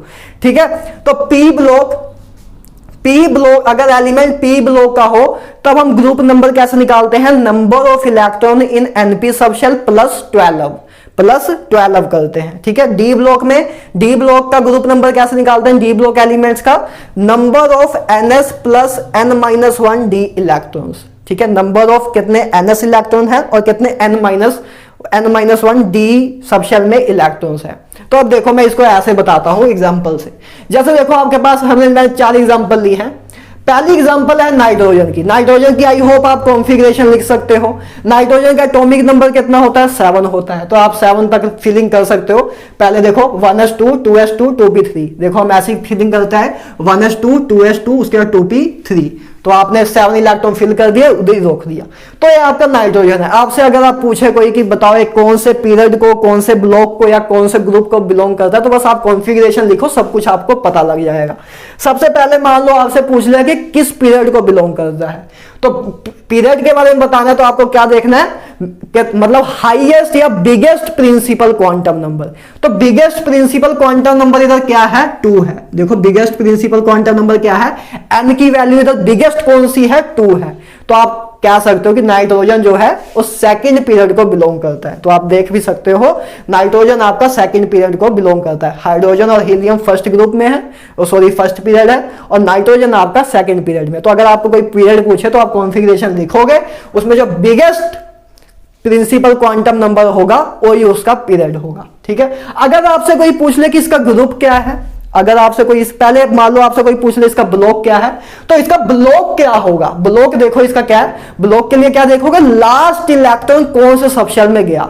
तो लास्ट इलेक्ट्रॉन आपका कौन से सबशेल में गया, पी सबशेल में। तो किस में बिलोंग करता है, पी ब्लॉक को बिलोंग करता है। तो आप देख भी पा रहे होगे कि नाइट्रोजन आपका कहां है, पी ब्लॉक के अंदर लाई करता है। क्लियर है बात। उसके बाद अगर आपसे पूछ ले कि नाइट्रोजन कौन से ग्रुप को बिलोंग करता है, तो देखो ग्रुप के लिए ब्लॉक के अकॉर्डिंग फॉर्मूले हैं। ग्रुप के लिए पी, अगर देखो हम जिस नाइट्रोजन की बात कर रहे हैं तो पहले हम ब्लॉक देखेंगे। तो ब्लॉक, अब पी ब्लॉक के लिए हम ग्रुप कैसे निकालते हैं, number of electron in NP subshell plus 12। तो एनपी सबशेल देखो, इसका एनपी सबशेल देखो, एन हम नाइट्रोजन है तो इसमें एनपी सबशेल में, मतलब ए वाले सबशेल में कितने इलेक्ट्रॉन है, देखो कितने इलेक्ट्रॉन, इसमें 3 इलेक्ट्रॉन्स हैं, इसमें 3 इलेक्ट्रॉन है। तो एनपी सबशेल में 3 इलेक्ट्रॉन्स हैं। तो मतलब इसका ग्रुप नंबर क्या होगा, number of electron in NP subshell plus 12। तो मतलब 3 + 12, 3 + 12 कितना होता है बच्चों 15। तो मैं ऐसा लग रहा है जैसे फर्स्ट क्लास को करा रहा हूं। 3 + 12 15, ठीक है। तो ये आपका ग्रुप नंबर, फिर आपको पता लग गया कि नाइट्रोजन का ग्रुप नंबर क्या है 15। तो जैसे कि आप देखा भी होगा, ठीक है, कि नाइट्रोजन का ग्रुप नंबर 15 होता है, ठीक है। इसका 13, इसका 14, इसका 15। तो ऐसे आप निकाल सकते हो पीरियड, ब्लॉक और ग्रुप। जैसे आप आगे जल्दी जल्दी देख लेते हैं, आर्गन की बात करें, ठीक है। आर्गन का आपको अगर पीरियड पूछे तो पीरियड क्या है इसका 3, क्योंकि आउटर बिगेस्ट क्वांटम नंबर क्या है 3। आपसे कोई ब्लॉक पूछे तो ब्लॉक क्या है p ब्लॉक, क्योंकि लास्ट इलेक्ट्रॉन कहां गया है p सबशेल में। आपसे कोई ये पूछे कि कौन से ग्रुप में बिलोंग करता है, तो आपको पता है p ब्लॉक है। तो p ब्लॉक में फॉर्मूला लगेगा 12 + np electrons, number of electron in np subshell. तो np सबशेल में कितने इलेक्ट्रॉन है 6। देखा, ये आपका np सबशेल है, इसमें कितने इलेक्ट्रॉन है 6। तो 12 + 6 = 18। तो 18 मतलब इसका ग्रुप नंबर क्या है 18। तो ऐसे आप लिख सकते हो। इसी तरह आप स्कैंडियम की बात करें तो स्कैंडियम की कॉन्फ़िगरेशन, एक बार बस कॉन्फ़िगरेशन लिख लो, बाकी काम खत्म हो जाएगा। तो आपसे कोई पूछे कि इसकी बताओ इसका ग्रुप नंबर क्या है, पहले मान लो आपसे पूछे कि इसका पीरियड क्या है। तो देखो पीरियड आप इधर से भी देख पा रहे हो पहले। अच्छा, आर्गन की विजुअलाइजेशन तो ले ली ना। आर्गन की विजुअलाइजेशन क्या है, देखो आर्गन कहां 3rd पीरियड में है ना। आर्गन अपना 3rd पीरियड में है और 18 ग्रुप में है, सिंपल सी बात है। और पी ब्लॉक में लाई करता है। वही सब हमने कॉन्फ़िगरेशन से भी देख लिया कि अगर आपके माइंड में पीरियोडिक टेबल नहीं है तो आप फॉर्मूले से भी कर सकते हो, ठीक है ना। तो अब बात करें स्कैंडियम की। स्कैंडियम की कॉन्फ़िगरेशन ये है। तो पीरियड क्या होगा इसका, सिंपल सी बात, बिगेस्ट क्वांटम नंबर क्या है 4। इधर 4 सबसे बिगेस्ट नंबर है। तो 4 आपका इसमें पीरियड, स्कैंडियम का पीरियड क्या होगा 4 होगा। तो जैसे आप देख भी पा रहे हो स्कैंडियम कौन से पीरियड में लाई करता है 4th पीरियड में। देखो ये आपका 1st पीरियड है, ये आपका 2nd पीरियड है, ये आपका 3rd पीरियड है, ये आपका 4th पीरियड है, ठीक है। तो ये आपका 4th पीरियड में लाई करता है। ब्लॉक कोई पूछे कौन सा है, तो लास्ट इलेक्ट्रॉन आपका कहां आया d ऑर्बिटल में। लास्ट इलेक्ट्रॉन कहां आया d ऑर्बिटल में। तो ये किसको बिलोंग करता है d ब्लॉक को। किसको बिलोंग करता है d ब्लॉक को। और कोई ग्रुप पूछे तो आपको सिंपल सी बात, देखो d ऑर्बिटल के लिए मैं क्या लिखा है, number of ns + n-1 d subshell वाले जो इलेक्ट्रॉन्स है। तो ns में कितने इलेक्ट्रॉन है, ns में कितने इलेक्ट्रॉन है 2 इलेक्ट्रॉन है ना। ns में देखो ans है अपना, ns है ना। n मतलब आउटर मोस्ट शेल है ना, सबसे बिगेस्ट क्वांटम नंबर ns। तो इसमें 2 इलेक्ट्रॉन है, ठीक है। और n-1 d मतलब n अपना कितना था 4। तो n-1 क्या होगा, n-1 क्या होगा, n-1 मतलब 4 - 1 मतलब 3 की बात कर रहे हैं। तो 3d मतलब सिंपल सी बात, देखो n क्या है अपना, इधर n क्या है 4 है, क्योंकि n क्या है अपना आउट मतलब बिगेस्ट प्रिंसिपल क्वांटम नंबर। और n-1 d का मतलब क्या कि 3d, मतलब n अपना 4 था तो 4 - 1 3d। तो 3d सबशेल में कितने इलेक्ट्रॉन्स है उसकी बात कर रहे हैं। तो 3d सबशेल में देखो कितने इलेक्ट्रॉन है 1 है। 3d सबशेल में कितने इलेक्ट्रॉन है 1 है। तो 2 + 1 आपके क्या हो गए 3। तो 3 आपका इसका ग्रुप है। तो आप देख भी सकते हो कि इसका ग्रुप नंबर कितना है 3 है। तो ऐसे आप कर सकते हो, बहुत ज्यादा कोई टफ बात नहीं कर रहे हैं हम, ठीक है ना, बच्चे वाले काम है, ठीक है ना। अगर वैसे जिसको पीरियोडिक टेबल थोड़ा बहुत सही तरह याद हो तो वैसे भी हो जाएगा, ठीक है ना। तो बात करें कॉपर की। कॉपर की देखो कॉन्फ़िगरेशन क्या है। अच्छा, ये कॉन्फ़िगरेशन मैंने सीधा ऐसे लिख दिया है। ये आप मतलब जब थोड़ा एक्सपीरियंस हो जाएगा आपको, जब लिखने की मतलब काफी बार इलेक्ट्रॉनिक कॉन्फ़िगरेशन लिख लोगे तो ये चीज भी लिखनी आ जाएगी आपको। आई होप जेई वाले बच्चों को शायद ज्यादा आती हो, नीट वाले बच्चे इतना नहीं करते, तो कोई बात नहीं है। वैसे तो वैसे लिखा क्या है आर्गन, पहले हमने आर्गन, देखो आर्गन तक कॉन्फ़िगरेशन हमने आर्गन जैसे देखो ए आर्गन तक कॉन्फ़िगरेशन ए है ना। ए आर्गन तक आर्गन की कॉन्फ़िगरेशन क्या थी ए थी है ना, आर्गन की कॉन्फ़िगरेशन थी। और यही आर्गन की कॉन्फ़िगरेशन इधर भी थी। तो चाहे तो हम स्कैंडियम की कॉन्फ़िगरेशन भी ऐसे लिख सकते थे कि आर्गन तक मतलब आर्गन तक की जो कॉन्फ़िगरेशन है उसको जगह बस हम ए लिख सकते थे। उसके बाद हम आगे लिख सकते थे 4s2 3d1, चाहे तो ऐसे भी लिख सकते थे स्कैंडियम की कॉन्फ़िगरेशन, ठीक है। लेकिन चलो कोई बात नहीं है, किसी को अगर टफ लगता है तो ऐसे नॉर्मल भी लिख लो, कोई दिक्कत की बात नहीं है।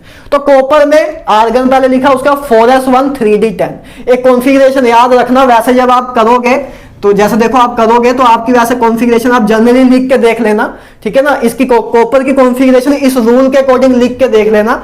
आपकी कॉन्फ़िगरेशन आएगी 4s2 3d9, क्या आएगी 4s2 3d9। लेकिन इसमें क्या होता है, इलेक्ट्रॉनिक ट्रांजिशन होती है, इलेक्ट्रॉनिक ट्रांजिशन होती है s ऑर्बिटल से, s ऑर्बिटल से। देखो क्या होता है, वैसे तो ये चीजें आपको क्लियर होनी चाहिए, तब भी चलो बता देते हैं। तो इसमें क्या होता है, s ऑर्बिटल से देखो ऐसे होता है, फिर तो s पहले देख लो, पहले लिख देते हैं फिर बात करते हैं। तो देखो ऐसे था, पहले आप जब कॉन्फ़िगरेशन लिखोगे, जब इस रूल के अकॉर्डिंग जब कॉन्फ़िगरेशन लिखोगे तो आपकी आएगी 4s2 3d9। तो आपकी ऐसे आएगा कि 2 इलेक्ट्रॉन s में फिल है और 9 इलेक्ट्रॉन d में फिल है। लेकिन एक्चुअल में इसकी कॉन्फ़िगरेशन क्या होती है, ये जो एक s ऑर्बिटल से एक इलेक्ट्रॉन इधर से जाके इधर चला जाता है, इधर से जाके इधर चला जाता है, तो इसकी फाइनली कॉन्फ़िगरेशन बन जाती है 4s1 3d10। ऐसा क्यों होता है, क्योंकि इधर से इलेक्ट्रॉन ट्रांजिशन होने के कारण ए क्या हो जाती है, full field configuration, fully filled configuration हो जाती है। और आपको पता होगा फुल फिल्ड कॉन्फ़िगरेशन और हाफ फिल्ड कॉन्फ़िगरेशन मोस्ट मतलब स्टेबल, मोस्ट स्टेबल तो नहीं कह सकते, स्टेबल कॉन्फ़िगरेशन होती है। तो इलेक्ट्रॉन ट्रांजिशन करके इसकी कॉन्फ़िगरेशन स्टेबल हो जाती है, इसकी कॉन्फ़िगरेशन स्टेबल हो जाती है, इस करके इसकी कॉन्फ़िगरेशन क्या है 4s1 3d9। तो याद रखना है एक्सेप्शनल कॉन्फ़िगरेशन है, वैसे तो एक्सेप्शन कुछ नहीं है, इसका रीजन है, ठीक है, जो कि मैं आपको बता चुका हूं। क्योंकि ऐसे इलेक्ट्रॉनिक ट्रांजिशन करने से जो कॉपर का स्ट्रक्चर है, कॉपर में जो इलेक्ट्रॉन की अरेंजमेंट है वो स्टेबलाइज हो जाती है, ठीक है, वो स्टेबलाइज हो जाती है, इस करके एक कॉन्फ़िगरेशन आपकी आएगी, ठीक है। तो कॉपर की अगर बात कर ले तो कॉपर का ग्रुप नंबर क्या है, कॉपर का पीरियड क्या है 4, ठीक है, कॉपर का पीरियड क्या है 4, और उसका ग्रुप नंबर क्या है, ग्रुप क्या है उसका, देखो ग्रुप तो सिंपल है, ग्रुप कैसे लिख सकते हो, number of electron in NS में कितने इलेक्ट्रॉन है 1, और number of electron in n-1d। तो इसमें तो 1 + 10 11। तो कॉपर का ग्रुप नंबर होता है, कॉपर किस ग्रुप में लाई करता है, 11th ग्रुप में लाई करता है। तो आप वैसे भी देख सकते हो कॉपर जो आपका 11th ग्रुप में होता है, कॉपर आपका 11th ग्रुप में होता है, A11 A12 फिर इधर से 13 स्टार्ट होता है, ठीक है। तो ऐसे आप देख सकते हो यार, ठीक है ना। आई होप आपको समझ आ गया होगा कि मैं क्या कराना चाहता हूं, और काफी बच्चों को तो आता होगा, स्किप भी कर चुके होंगे, तो अच्छी बात है, अगर आप स्किप कर गए हो तो कोई दिक्कत की बात नहीं है। ऐसे आप सोडियम का भी देख सकते हो कि सोडियम फर्स्ट ब्लॉक को बिलोंग करता है, क्योंकि लास्ट इलेक्ट्रॉन कहाँ है, एस सेप्शल में, ठीक है, और फर्स्ट ग्रुप को, अपने फर्स्ट ग्रुप को बिलोंग करता है, ठीक है। क्यों बिलोंग करता है, क्योंकि एस ब्लॉक में है, एस ब्लॉक में, और लास्ट मतलब एस ब्लॉक में ग्रुप नंबर कैसे लिखते हैं, number of electron in NS subshell. तो एनएस सबशेल में एक ही इलेक्ट्रॉन है, तो एक ही इलेक्ट्रॉन तो फर्स्ट ग्रुप में बिलोंग करता है, ठीक है। पीरियड भी देख सकते हो, थर्ड पीरियड में लाई करता है, थर्ड पीरियड में लाई करता है, तो देख रहे हो कि थर्ड पीरियड में ही लाई करता है। तो ऐसे आप पोजीशन ऑफ एलिमेंट निकाल सकते हो, ठीक है, ऐसे आप पोजीशन ऑफ एलिमेंट निकाल सकते हो। ऐसे क्वेश्चन आए भी हुए हैं, ठीक है ना, आपको पूछ ले कि बताओ द पोजीशन ऑफ कॉपर की पोजीशन पूछ ले, तो आपको ऑप्शन दिए होंगे, it belong to 8th group and 9th period, eighth group and 6th period, ऐसे ऐसे करके दिए होंगे, उसमें आपको सही करेक्ट आंसर लगाना है, ठीक है ना। तो आई होप आपको पोजीशन ऑफ एलिमेंट निकालना आ गया, बस कॉन्फ़िगरेशन लिखोगे तो काम खत्म हो जाएगा, तो काम खत्म हो जाएगा, ठीक है ना। अब नेक्स्ट बात करें पीरियोडिसिटी के बारे में। पीरियोडिसिटी के बारे में पहले बता चुका हूं, लेकिन फिर से देख लेते हैं। पीरियोडिसिटी वर्ड का मतलब क्या, पीरियड, देखो पीरियड से मिलके बना हुआ है। पीरियड मतलब एक रेगुलर, जैसे सिंपल पेंडुलम होता है, एक सिंपल पेंडुलम होता है, उसमें हम टाइम पीरियड निकालते हैं कि कितने टाइम बाद वो चीज वापस अपनी जगह पे आ रहा है। जैसे पेंडुलम है तो कितने टाइम बाद वो अपनी वापस इसी जगह पे वापस आ रहा है, उसको बोलते हैं टाइम पीरियड ऑफ पेंडुलम। तो पीरियोडिसिटी का मतलब भी यही है कि रिपीट होना, कब वो अपनी पोजीशन पे वापस आ रहा है। तो repetition of property after regular interval is called periodicity, कि प्रॉपर्टी का रिपीट होना एक रेगुलर इंटरवल के बाद, उसको बोलते हैं पीरियोडिसिटी। जैसे कि देखो, जैसे हमने स्टार्ट किया, लिथियम से स्टार्ट हुआ, लिथियम से गए, पहले हम लिथियम से गए, ऐसे जाते गए, उसके बाद वापस जब इधर आए तो देखा सोडियम है, तो इन दोनों की प्रॉपर्टी सिमिलर है। तो रेपिटेशन ऑफ प्रॉपर्टी एक रेगुलर, देखो पहले ऐसे बीच में इंटरवल आया, जब हम इधर से हमने जाना स्टार्ट किया, गए, एक इंटरवल आया, एक ऐसा समय आया कि एक उसके बाद एक ऐसा एलिमेंट आया उसकी जिसकी प्रॉपर्टी सिमिलर थी इससे, तो उसी को बोलते हैं पीरियोडिसिटी। उसके बाद जब हम इधर से मूव ऑन करना स्टार्ट किया, एक फिर एक रेगुलर इंटरवल के बाद फिर एक ऐसा एलिमेंट आया जिसकी प्रॉपर्टी सिमिलर थी इससे, तो इनकी प्रॉपर्टी इसी करके सिमिलर है, तो उसी को बोलते हैं periodicity, repetition of properties after regular interval. Clear है बात? तो प्रॉपर्टीज कौन कौन सी हैं अपनी प्रॉपर्टी, अब मेन बात, अब लास्ट टॉपिक रह गया, अब हमने बस 5 प्रॉपर्टीज को डिस्कस करना है और चैप्टर खत्म। प्रॉपर्टीज की बात करें तो प्रॉपर्टीज 5 प्रॉपर्टीज हैं जो रेगुलरली रिपीट होती हैं। एक है जेड इफेक्टिव, जिसको बोलते हैं इफेक्टिव न्यूक्लियर चार्ज, हर एक का फील देंगे अभी। दूसरा है एटॉमिक रेडियस, तीसरा है आयोनाइजेशन पोटेंशियल, फोर्थ है इलेक्ट्रॉन एफिनिटी एंड फिफ्थ है इलेक्ट्रॉन नेगेटिविटी। तो इन पांचों को हम डिटेल्ड में डिस्कस करेंगे नेक्स्ट स्लाइड में, आपका लास्ट स्लाइड होगी आई थिंक, तो उसमें आपका सब कुछ खत्म कर देंगे। आज पहली प्रॉपर्टी की पहले बात करते हैं जेड इफेक्टिव के बारे में। जेड इफेक्टिव की पहली बात आपको फुल फॉर्म बता चुका हूं, क्या होती है इफेक्टिव न्यूक्लियर चार्ज। देखो इफेक्टिव न्यूक्लियर चार्ज का मतलब क्या होता है, इसका मतलब क्या है, जेड इफेक्टिव का एक्चुअल मतलब क्या है, ठीक है। जेड इफेक्टिव चलो निकालना तो सिखा दूंगा, इसका एक्चुअल मतलब क्या है। देखो ये आपका कोई एटम है, ठीक है, ये कोई आपका एटम है जिसका ये न्यूक्लियस है, ठीक है, इसका न्यूक्लियस है और ये इसके सबशेल है, इसके क्या है शेल है, सॉरी सबशेल नहीं शेल है, ठीक है, इसके शेल है और इसके शेल में इलेक्ट्रॉन्स हैं, ठीक है, इलेक्ट्रॉन्स ऐसे लगे हुए हैं। तो अब जेड इफेक्टिव क्या होता है, पहले देखो क्या हो रहा है, इसमें आराम से ऑब्जर्व करना बस। ये आपका न्यूक्लियस है, ये आपके इलेक्ट्रॉन्स हैं, ठीक है। अब मैं ले रहा हूं लास्ट इलेक्ट्रॉन, देखो लास्ट इलेक्ट्रॉन मैंने लिया, इस लास्ट इलेक्ट्रॉन को ध्यान से देखो, ध्यान से देखो, आराम से ध्यान से देखना, इस लास्ट इलेक्ट्रॉन में क्या क्या हो रहा है, इस बेचारे के साथ क्या क्या हो रहा है। पहली बात आपको पता है न्यूक्लियस में क्या होता है, प्रोटॉन प्लस न्यूट्रॉन, तो मतलब न्यूट्रॉन का तो कोई चार्ज नहीं होता, प्रोटॉन का चार्ज होता है पॉजिटिव, ठीक है। तो इसमें न्यूक्लियस में इफेक्टिवली कौन सा चार्ज होता है, पॉजिटिव। तो न्यूक्लियस में पॉजिटिव चार्ज है, इलेक्ट्रॉन पे नेगेटिव चार्ज है, तो opposite charge attract each other. तो न्यूक्लियस क्या करेगा, इस इलेक्ट्रॉन को अट्रैक्ट करेगा अपनी तरफ, वैसे तो सबको ही करेगा, लेकिन अभी हम इसको हम कहते हैं टेस्ट चार्ज, क्या बोलते हैं, टेस्ट चार्ज, जिस पे हम टेस्ट कर रहे हैं, जिसको हम ऑब्जर्व कर रहे हैं। तो मैं अभी इसको ऑब्जर्व कर रहा हूं, तो इस पे क्या हो रहा है, इस बेचारे पे क्या हो रहा है, पहली बात तो न्यूक्लियस उसको अपनी तरफ खींच रहा है, न्यूक्लियस उसको अपनी तरफ खींच रहा है। और दूसरी चीजें क्या हो रही हैं, जो इनर इलेक्ट्रॉन्स हैं, ठीक है, इनर शेल में जो इलेक्ट्रॉन्स हैं वो इसको रिपेल कर रहे हैं, क्योंकि opposite charge repel each other, ठीक है, तो पता ही है आपको। तो ये रिपेल कर रहे हैं, पता है ना क्यों रिपेल कर रहे हैं, अब ये ना पूछना क्यों कर रहे हैं, इसका रीजन भी है electric field and magnetic field से, लेकिन अब आपको फिजिक्स में बताऊंगा अगर बताना भी है, ठीक है ना। तो बात करें तो ये रिपेल कर रहे हैं, ठीक है, ये रिपेल कर रहे हैं, क्यों, तो ये रिपेल कर रहे हैं। तो देखो न्यूक्लियस क्या कर रहा है, इस इलेक्ट्रॉन को अट्रैक्ट कर रहा है और ये इलेक्ट्रॉन जो है इसको धक्का मार रहे हैं बाहर को, न्यूक्लियस इसको अंदर खींच रहा है और इलेक्ट्रॉन इसको बाहर को धक्का मार रहे हैं। काम ये हो रहा है, पहले फील आया कि इस बेचारे से क्या क्या, इसको क्या क्या सहन करना पड़ रहा है, ये फील कर रहे हो, न्यूक्लियस इसको खींच रहा है और जो इलेक्ट्रॉन्स हैं इसको धक्का मार रहे हैं, तो ये काम हो रहा है पहली बात।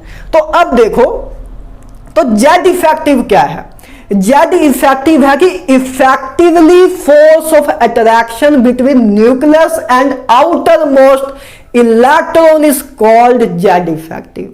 अब मेरी स्टाइल में बताऊं तो मतलब net force of attraction, resultant force of attraction observed bye tested charge या टेस्टेड इलेक्ट्रॉन, ठीक है, उसको बोलते हैं इफेक्टिव न्यूक्लियर चार्ज। कि देखो क्या हो रहा है, पहले एक फोर्स ऑफ अट्रैक्शन इधर है, इधर अट्रैक्शन फोर्स है, इधर रिपल्सिव फोर्स है। तो अट्रैक्शन फोर्स, कुछ अट्रैक्शन फोर्स है, कुछ रिपल्सिव फोर्स भी है, ठीक है। तो अट्रैक्शन फोर्स और रिपल्सिव फोर्स में कुछ कैंसलेशन होगी और फाइनली जो आपको एक नेट इफेक्टिवली अट्रैक्शन मिलेगी, क्योंकि जितनी पावर से न्यूक्लियस खींच रहा है उतनी पावर से एक्चुअल उसको फील नहीं हो रहा है ना। क्योंकि देखो न्यूक्लियस मान लो 10 जूल्स मतलब 10 न्यूटन से खींच रहा है अपने तरफ, एग्जांपल देने की बात कर रहा हूं, 10 न्यूटन फोर्स से अपने तरफ खींच रहा है, लेकिन ये इलेक्ट्रॉन्स जो है उसको 2 न्यूटन से रिपेल कर रहे हैं, 2 न्यूटन से रिपेल कर रहे हैं।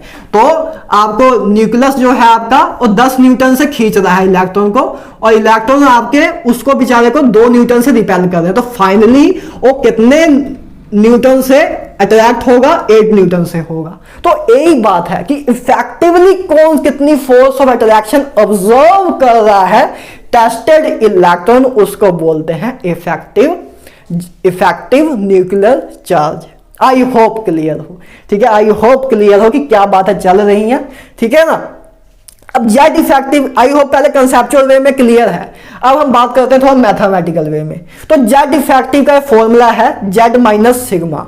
जेड क्या है, इसका न्यूक्लियर चार्ज, मतलब जेड से आपको क्या पता लगेगा कि नंबर ऑफ प्रोटॉन्स, है ना।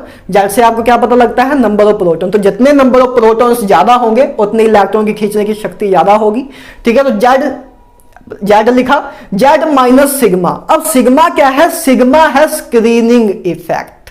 क्या है, स्क्रीनिंग इफेक्ट। या सिग्मा क्या है, repulsion on tested electron due to other electron. Simple wording में कि सिग्मा क्या है, रिपल्शन। सिग्मा क्या है, repulsion on tested electron due to other electron.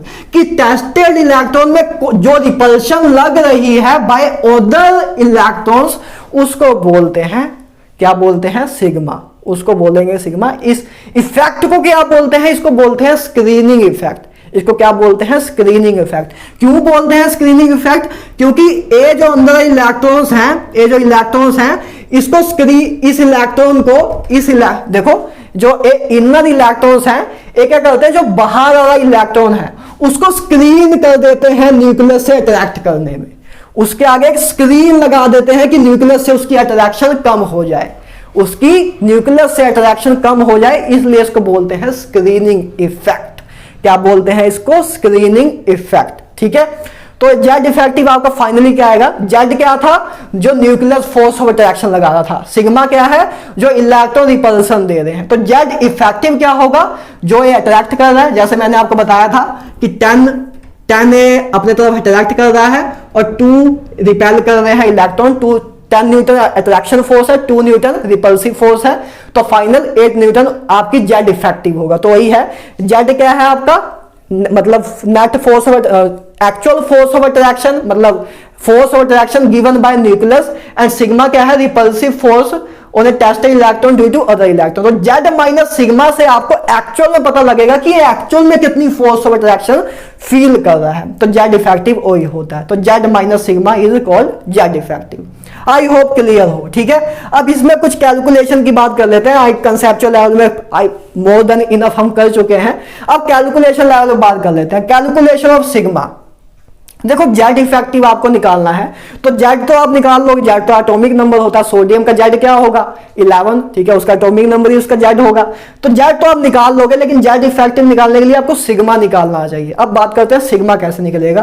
तो कैलकुलेशन ऑफ सिग्मा, इसके लिए हम स्लैटर रूल यूज करते हैं। स्लैटर भाई साहब थे, उन्होंने रूल दिया था इसको निकालने के लिए। देखो क्या है, for S and P block, S और पी ब्लॉक के लिए पहले बात करते हैं। वैसे नीट के सिलेबस में एस और पी ब्लॉक के लिए ही है, जेई एडवांस या मेंस के सिलेबस में डी एंड एफ भी है, तो लेकिन नीट वाले भी कर लो, कोई दिक्कत नहीं है।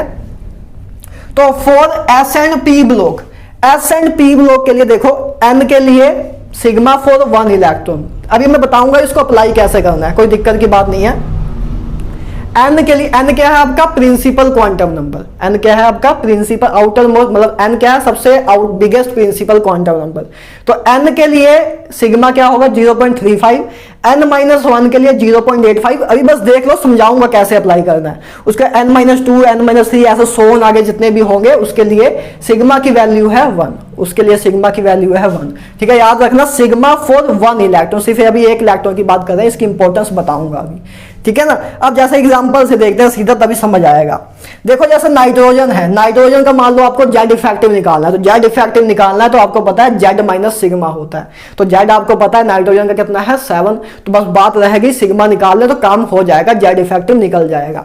तो नाइट्रोजन की कॉन्फ़िगरेशन पहले आपने लिख दी, नाइट्रोजन की कॉन्फ़िगरेशन लिख दो। उसके बाद अब आपको सिग्मा निकालना है। तो सिग्मा अब स्लैटर रूल की मदद से कैसे निकलता है उसके बारे में देखो, बस आपकी इसकी कॉन्फ़िगरेशन देखनी है, ठीक है। अब जो आपने क्या करना है, सिग्मा निकालना है। तो सिग्मा आपने देखो सिग्मा क्या होगा कि रिपल्शन कितनी लग रही है लास्ट इलेक्ट्रॉन में, लास्ट इलेक्ट्रॉन में कितनी रिपल्शन लग रही है उसी को सिग्मा बोलते हैं। आई होप आपको पता है ना, बता चुका हूं मैं। Repulsion on tested electron due to other electron, जो टेस्टेड इलेक्ट्रॉन होता है वो अपना लास्ट इलेक्ट्रॉन ही हम लेते हैं, ठीक है।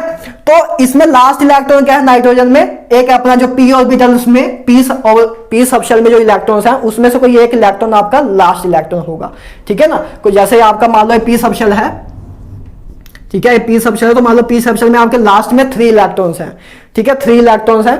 तो ए जो है आपका ए आपका क्या है टेस्टेड इलेक्ट्रॉन। तो इसमें अब हम देखेंगे कि इसका सिग्मा क्या है, तो सिग्मा निकाल लेंगे, काम हो जाएगा। तो देखो अब सिग्मा निकालते, कॉन्फ़िगरेशन से सिग्मा आराम से निकाल लोगे। तो एक तो इसमें है, इनमें से एक तो आपका टेस्टेड इलेक्ट्रॉन ही है, एक तो आपका टेस्टेड इलेक्ट्रॉन है। तो टेस्टेड जो जिस देखो जैसे ये अपना टेस्टेड इलेक्ट्रॉन है, तो ये खुद पे अपने आप तो फोर्स लगाएगा नहीं, है ना। अरे सिंपल सी बात, ये अपने आप को ही रिपल्सिव फोर्स थोड़ा देगा। जैसे मैं हूं, ठीक है, जैसे एक इलेक्ट्रॉन है, ठीक है, ये अकेले ही अपने आप को रिपल्शन फोर्स तो देगा नहीं, जब कोई दूसरा इलेक्ट्रॉन होगा वही देगा। तो टेस्टेड इलेक्ट्रॉन अपने आप कोई फोर्स नहीं देता, अपने आप कोई फोर्स नहीं देता। तो बस बात करेंगे इसमें से एक इलेक्ट्रॉन को तो हम ऑब्जर्व कर रहे हैं, तो रह गए 2 इलेक्ट्रॉन, ठीक है। एक तो अपना टेस्टेड इलेक्ट्रॉन ही है, तो रह गए 2 इलेक्ट्रॉन, ठीक है, 2 इलेक्ट्रॉन रह गए। अब देखो इसकी बस सिग्मा कैसे लिखेंगे, एक बार देख लो, 1-2 एग्जांपल देखो समझ आ जाएगा, ठीक है। क्योंकि देखो अब इसमें 2 इलेक्ट्रॉन पी बोले, 2 इलेक्ट्रॉन का है पी सबशेल में, 2 इलेक्ट्रॉन का है पी सबशेल में, ठीक है, 2 इलेक्ट्रॉन है पी सबशेल में, और एस में कितने हैं 2s, 2 उसमें भी हैं। अब देखो हमने स्लैटर रूल के अकॉर्डिंग क्या देखा था कि एन सबशेल में, सॉरी एन प्रिंसिपल क्वांटम में के लिए जो सिग्मा है वो अपना क्या होगा 0.35 वो अपना सिग्मा होगा। तो अब देखो एन अपना जो शेल है उसमें कितने इलेक्ट्रॉन्स हैं, एन अपने इधर एन की वैल्यू क्या है, एन की वैल्यू 2 है, क्योंकि आउटर मोस्ट शेल क्या है अपना 2, तो एन क्या है अपना 2 है। तो 2 सेकेंड सबशेल में कितने इलेक्ट्रॉन्स हैं, देखो एक तो इसमें क्या है टेस्टेड इलेक्ट्रॉन, तो एक आपको हमेशा निगलेक्ट करना होगा, क्यों, क्योंकि उस पर तो हम टेस्ट कर रहे हैं, तो अपने आप पे तो force of attraction force of repulsion लगाएगा नहीं, ठीक है ना। तो आपके टोटल बाद में कितने इलेक्ट्रॉन्स रह गए 4।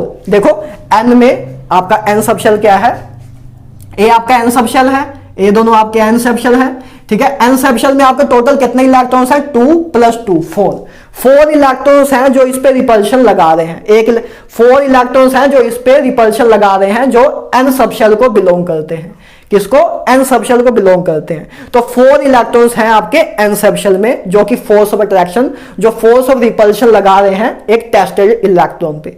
तो देखो हम क्या करेंगे, सिग्मा की वैल्यू हमें स्लैटर रूल के अकॉर्डिंग दी है कि एक इलेक्ट्रॉन के द्वारा सिग्मा की वैल्यू है 0.35। तो आपके पास 4 इलेक्ट्रॉन है एन सबशेल में, तो आप क्या करोगे 4 × 0.35, समझे कि एक इलेक्ट्रॉन जो एन सबशेल में, एन शेल में एक जो इलेक्ट्रॉन होगा वो टेस्टेड इलेक्ट्रॉन पे इतनी रिपल्शन देगा। तो अब इसमें देखो इसमें कितने इलेक्ट्रॉन्स हैं 4 इलेक्ट्रॉन है एन सबशेल के जो रिपल्शन दे रहे हैं टेस्टेड इलेक्ट्रॉन को। तो 4 × आप 0.35 करोगे, ठीक है, ये कर दिया आपने। उसके बाद इधर रख एन सबशेल कंप्लीट हो गया, उसके बाद 1s, तो 1s आपका क्या है n-1 सबशेल वाला, है ना, n-1, n आपका क्या था 2 था, तो n-1 मतलब 2 - 1 1, तो n सबशेल ये आपका n-1 सबशेल है। तो n-1 सबशेल के लिए आप सिग्मा की वैल्यू क्या लोगे 0.85। तो आपके n-1 सबशेल में कितने इलेक्ट्रॉन्स हैं 2 इलेक्ट्रॉन्स हैं, 2 इलेक्ट्रॉन्स है, तो एक के लिए 0.85 है, तो 2 के लिए 2 × 0.85 आएगा, 2 × 0.85 दैट्स ऑल। तो ऐसे आपका सिग्मा निकलता है। एक बार फिर से देखो क्या है, इस एक इलेक्ट्रॉन को टेस्ट कर रहे हैं, तो एन सबशेल में अब बाकी कितने इलेक्ट्रॉन्स रह गए 4, 2 इधर 2 इधर, 4 इलेक्ट्रॉन रह गए। एक मतलब सिग्मा की वैल्यू एन सबशेल वाले जो इलेक्ट्रॉन है उसके एन शेल वाले इलेक्ट्रॉन्स के लिए सिग्मा की वैल्यू क्या है 0.35। तो इधर 4 है, आपके 4 इलेक्ट्रॉन्स हैं एन सबशेल में, तो 4 × 0.35 की नेट फोर्स कितनी लग रही है, ठीक है। और n-1 के लिए 0.85, तो 2 है इधर n-1 शेल में आपके 2 हैं, तो 2 × 0.85, तो इसका जब टोटल करोगे तो 3.1 आएगा। तो आपका ये सिग्मा आया। ऐसे सिग्मा कैलकुलेट करते हैं। फिर जेड इफेक्टिव निकालना तो आसान है। जेड इफेक्टिव क्या होगा जेड माइनस सिग्मा, तो जेड आपका क्या है 7 और सिग्मा क्या है आपका 3.1, तो आपका जेड इफेक्टिव आएगा 3.9। आपका जेड इफेक्टिव क्या आएगा 3.9। एक और एग्जांपल लेते हैं। जैसे हमने लिया फ्लोरीन लिया, ठीक है, फ्लोरीन लिया तो इसकी कॉन्फ़िगरेशन ए है, तो इसका सिग्मा लिखना सीख लेते हैं बस, बाकी तो काम आसान है। तो देखो सिग्मा क्या होगा, देखो पहले एन सबशेल है, ए आपका एन सबशेल है, तो एन सबशेल के लिए क्या लेंगे, सिग्मा की एक इलेक्ट्रॉन के लिए वैल्यू 0.35, तो कितने इलेक्ट्रॉन्स है, 6 इलेक्ट्रॉन है, क्योंकि एक पे तो टेस्ट कर रहे हैं, एक पे टेस्ट कर रहे हैं तो उसको अपने आप पे तो force of attraction, force of repulsion लगाएगा नहीं, तो 6 इलेक्ट्रॉन्स हैं एन सबशेल में जो फोर्स ऑफ रिपल्शन लगा रहे हैं टेस्टेड इलेक्ट्रॉन्स में, ठीक है, क्योंकि हम एक इलेक्ट्रॉन को टेस्ट करने पे रखते हैं। तो 6 इंटू 0.35, 6 इंटू 0.35, उसके बाद n-1 सबशेल में कितने हैं, n-1 सबशेल में 2 है, तो 2 इंटू n-1 के लिए 0.85 है सिग्मा की वैल्यू, तो 0.85, तो ठीक है, ए आपका सिग्मा आएगा तो इसकी वैल्यू है 3.8। तो जेड इफेक्टिव तो आप आराम से निकाल सकते हो जब सिग्मा निकल गया। जेड इफेक्टिव क्या होगा, जेड माइनस सिग्मा, तो जेड आपका 9 है, सिग्मा आपका क्या है 3.8, तो आपका 5.2 आपका आ जाएगा जेड इफेक्टिव। क्लियर है बात। तो चलो और देख लो, सोडियम की एग्जांपल देख लेते हैं, थोड़ा सा एक्सटेंड कर देते हैं। तो सोडियम आपका है, इसकी कॉन्फ़िगरेशन ये है, हमने पहले ही बात की थी, तो इसकी सिग्मा की वैल्यू क्या होगी, देखो अब सिग्मा की वैल्यू क्या होगी, ए आपका एन सबशेल है, एन की वैल्यू क्या है आपकी 3 है, ठीक है। अब एन सबशेल में आपका एक इलेक्ट्रॉन है, तो अपने आप पे तो फोर्स लगाएगा नहीं, ठीक है, अपने आप पे तो फोर्स लगाएगा नहीं, तो मतलब एन सबशेल में कोई भी ऐसा इलेक्ट्रॉन नहीं है जो रिपल्शन लगा रहा है, ठीक है, क्योंकि एन सबशेल में एक ही इलेक्ट्रॉन है तो अपने आप पे तो लगाएगा नहीं, ये तो हम टेस्टेड इलेक्ट्रॉन ही है अपना, तो ए वाले इलेक्ट्रॉन्स आप पे, ए वाले इलेक्ट्रॉन रिपल्शन लगाएंगे इस पे, ठीक है, सिंपल सी बात है। तो एन वाला तो केस ही नहीं आएगा, इसमें 0.35 वाली वैल्यू आएगी नहीं, ठीक है ना।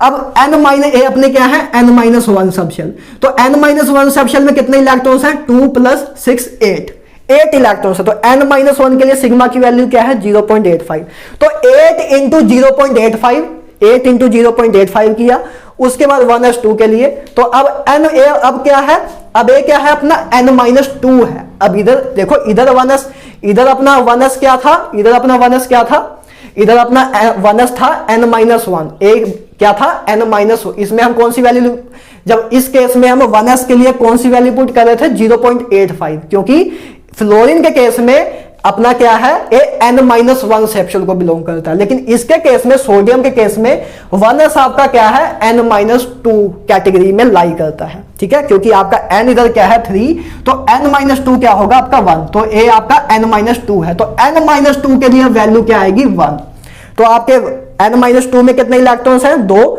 और एक के लिए वैल्यू कितनी है 1, तो 2 के लिए कितनी होगी 2 इंटू 1, तो दैट सिंपल। उसके बाद आपका सिग्मा आ जाएगा 8.8, तो आपका जेड इफेक्टिव आ जाएगा 2.2, आप कर सकते हो 11 माइनस 8.8 करोगे, ठीक है, तो आपका 2.2 जेड इफेक्टिव आ जाएगा। ऐसी बात करें पोटेशियम की, एक पोटेशियम की कॉन्फ़िगरेशन है, तो इसमें भी आप देख सकते हो, ठीक है, इस पे हम टेस्ट कर रहे हैं, इस पे हम टेस्ट कर रहे हैं, आपका n कितना है 4 है, n आपका कितना है 4 है, ठीक है, n आपका 4 है।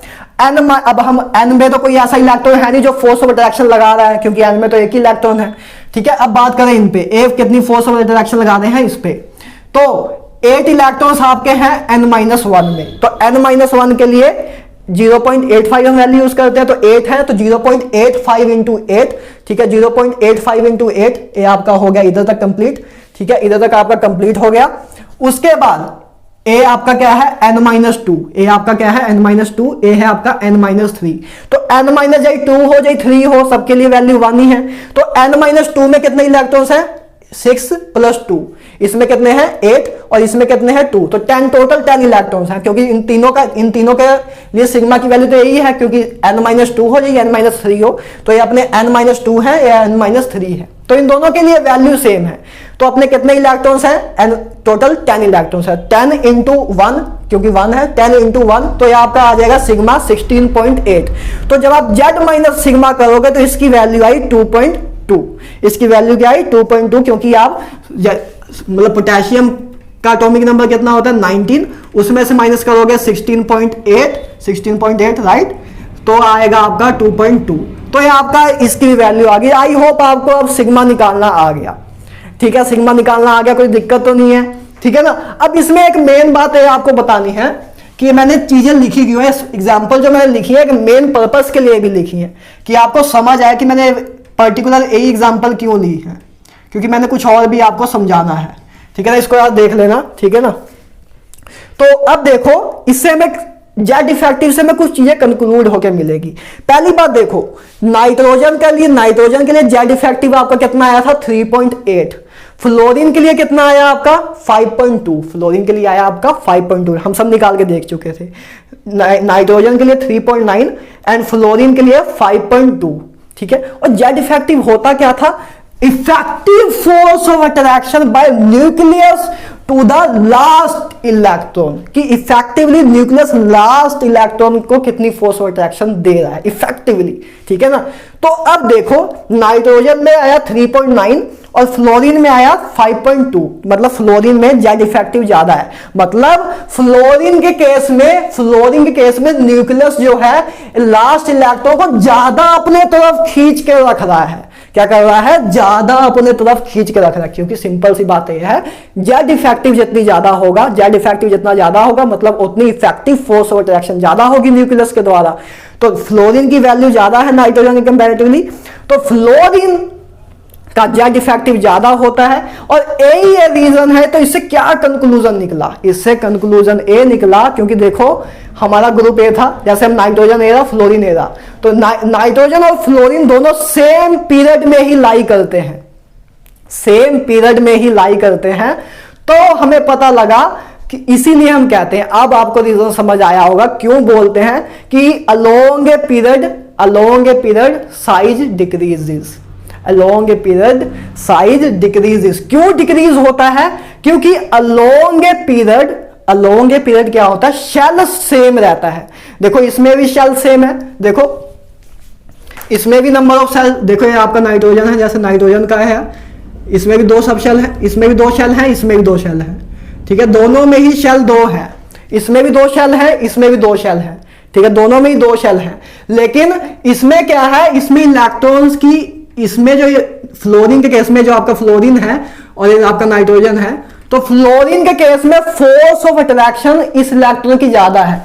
तो जो ए आपका ऑर्बिट होता है, ए आपका जो शेल होता है, ये जो आपका शेल है ये सिकुड़ जाता है, श्रिंक हो जाता है, अंदर की तरफ खींचा जाता है, इस करके फाइनली ये ऐसे श्रिंक हो जाता है, तो फाइनली ऐसे हो जाता है, क्योंकि ये जो आउटर मोस्ट शेल है इसमें फोर्स और अट्रैक्शन ज्यादा लगती है, इस करके ये आउटर मोस्ट शेल है इसकी तरफ खींचा जाता है न्यूक्लियस की तरफ, तो इसका साइज इसलिए कम होता है नाइट्रोजन से। तो यही है, इस चीज से मैं आपको क्या कंक्लूड देना चाहता था कि व्हाट इज अ कंक्लूजन, क्या कंक्लूजन दिया मैंने इस पॉइंट से आपको कि along a period shell remain same, shell number same रहता है, लेकिन जेड इफेक्टिव इंक्रीज हो जाता है। तो जेड इफेक्टिव इंक्रीज होने के कारण तो आउटर मोस्ट शेल जो है वो कॉन्ट्रैक्ट हो जाता है, अट्रैक्ट हो जाता है टूवर्ड न्यूक्लियस, इस करके size decreases along a period.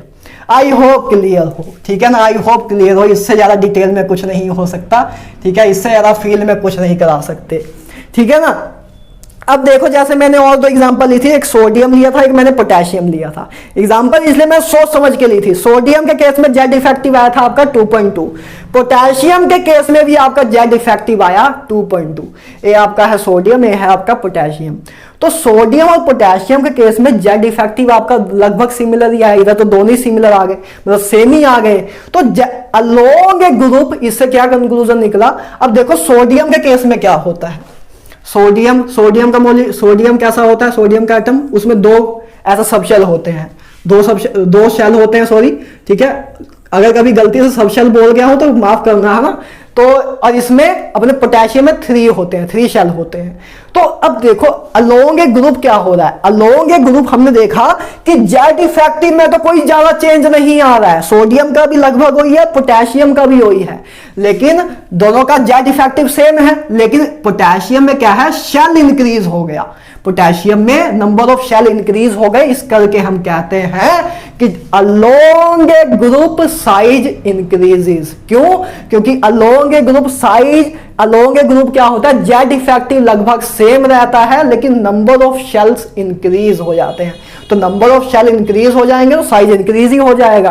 तो ए रीजन है, 2 फाइनल कंक्लूजन समझ आए कि why along a period size decrease क्यों होता है, क्योंकि along a period shell same रहता है, लेकिन जेड इफेक्टिव इंक्रीज हो जाता है, इस करके जो लास्ट मतलब जो अपना क्या नाम है, ऑर्बिट्स हैं, एक कॉन्ट्रैक्ट हो जाते हैं टुवर्ड न्यूक्लियस। और अलोंग ए ग्रुप क्या होता है, along a group Z effective almost similar रहता है, लेकिन नंबर ऑफ शेल इंक्रीज हो जाते हैं, इस करके साइज इंक्रीज होता है अलोंग ए ग्रुप। तो याद रहेगा, अब से मतलब आपको वैसे तो पता होगा, लेकिन आज से रीजन भी याद रखना कि along a group size increase होता है, ठीक है ना, along a group size increase होता है, अलोंग ए पीरियड डिक्रीज होता है, उसका रीजन समझा चुके हैं, ठीक है। तो आई होप ये सब आपको समझ आ गया हो। अच्छा, इसके लिए भी देख लो, for D and F block, D और एफ ब्लॉक के लिए बस थोड़ा सा चेंज है, करना कुछ नहीं है आपको, बस एन के लिए तो देखो इधर भी एन के लिए सिग्मा की वैल्यू 0.35 इधर भी थी, इधर भी है। बस एस और पी ब्लॉक के केस में n-1 की वैल्यू 0.85 थी, बस इधर n-1 हो जाएगी, n-2 हो जाएगी, n-3 हो, सबकी वैल्यू 1 ही होगी, बस इतना चेंज कर देना और सारे क्वेश्चन वैसे कर देने हैं, ठीक है ना। बस इधर n-1 के लिए हम 0.85 लेते थे, लेकिन डी और एफ ब्लॉक एलिमेंट्स के लिए हम n-1 के लिए भी 1 ही लेंगे, बाकी सब सेम है, सब हो जाएगा, लेकिन मोस्टली यही चीज आती है एस और पी ब्लॉक के लिए, ठीक है ना, लेकिन एडवांस के पर्पस से वो भी बता दिया है, ठीक है ना। तो आई होप इधर तक क्लियर हो। तो चलो नेक्स्ट स्लाइड लेते हैं, लास्ट स्लाइड होगी अपने इस चैप्टर की, और इस चैप्टर को फिनिश करते हैं। तो चलो इसका स्क्रीनशॉट ले लो।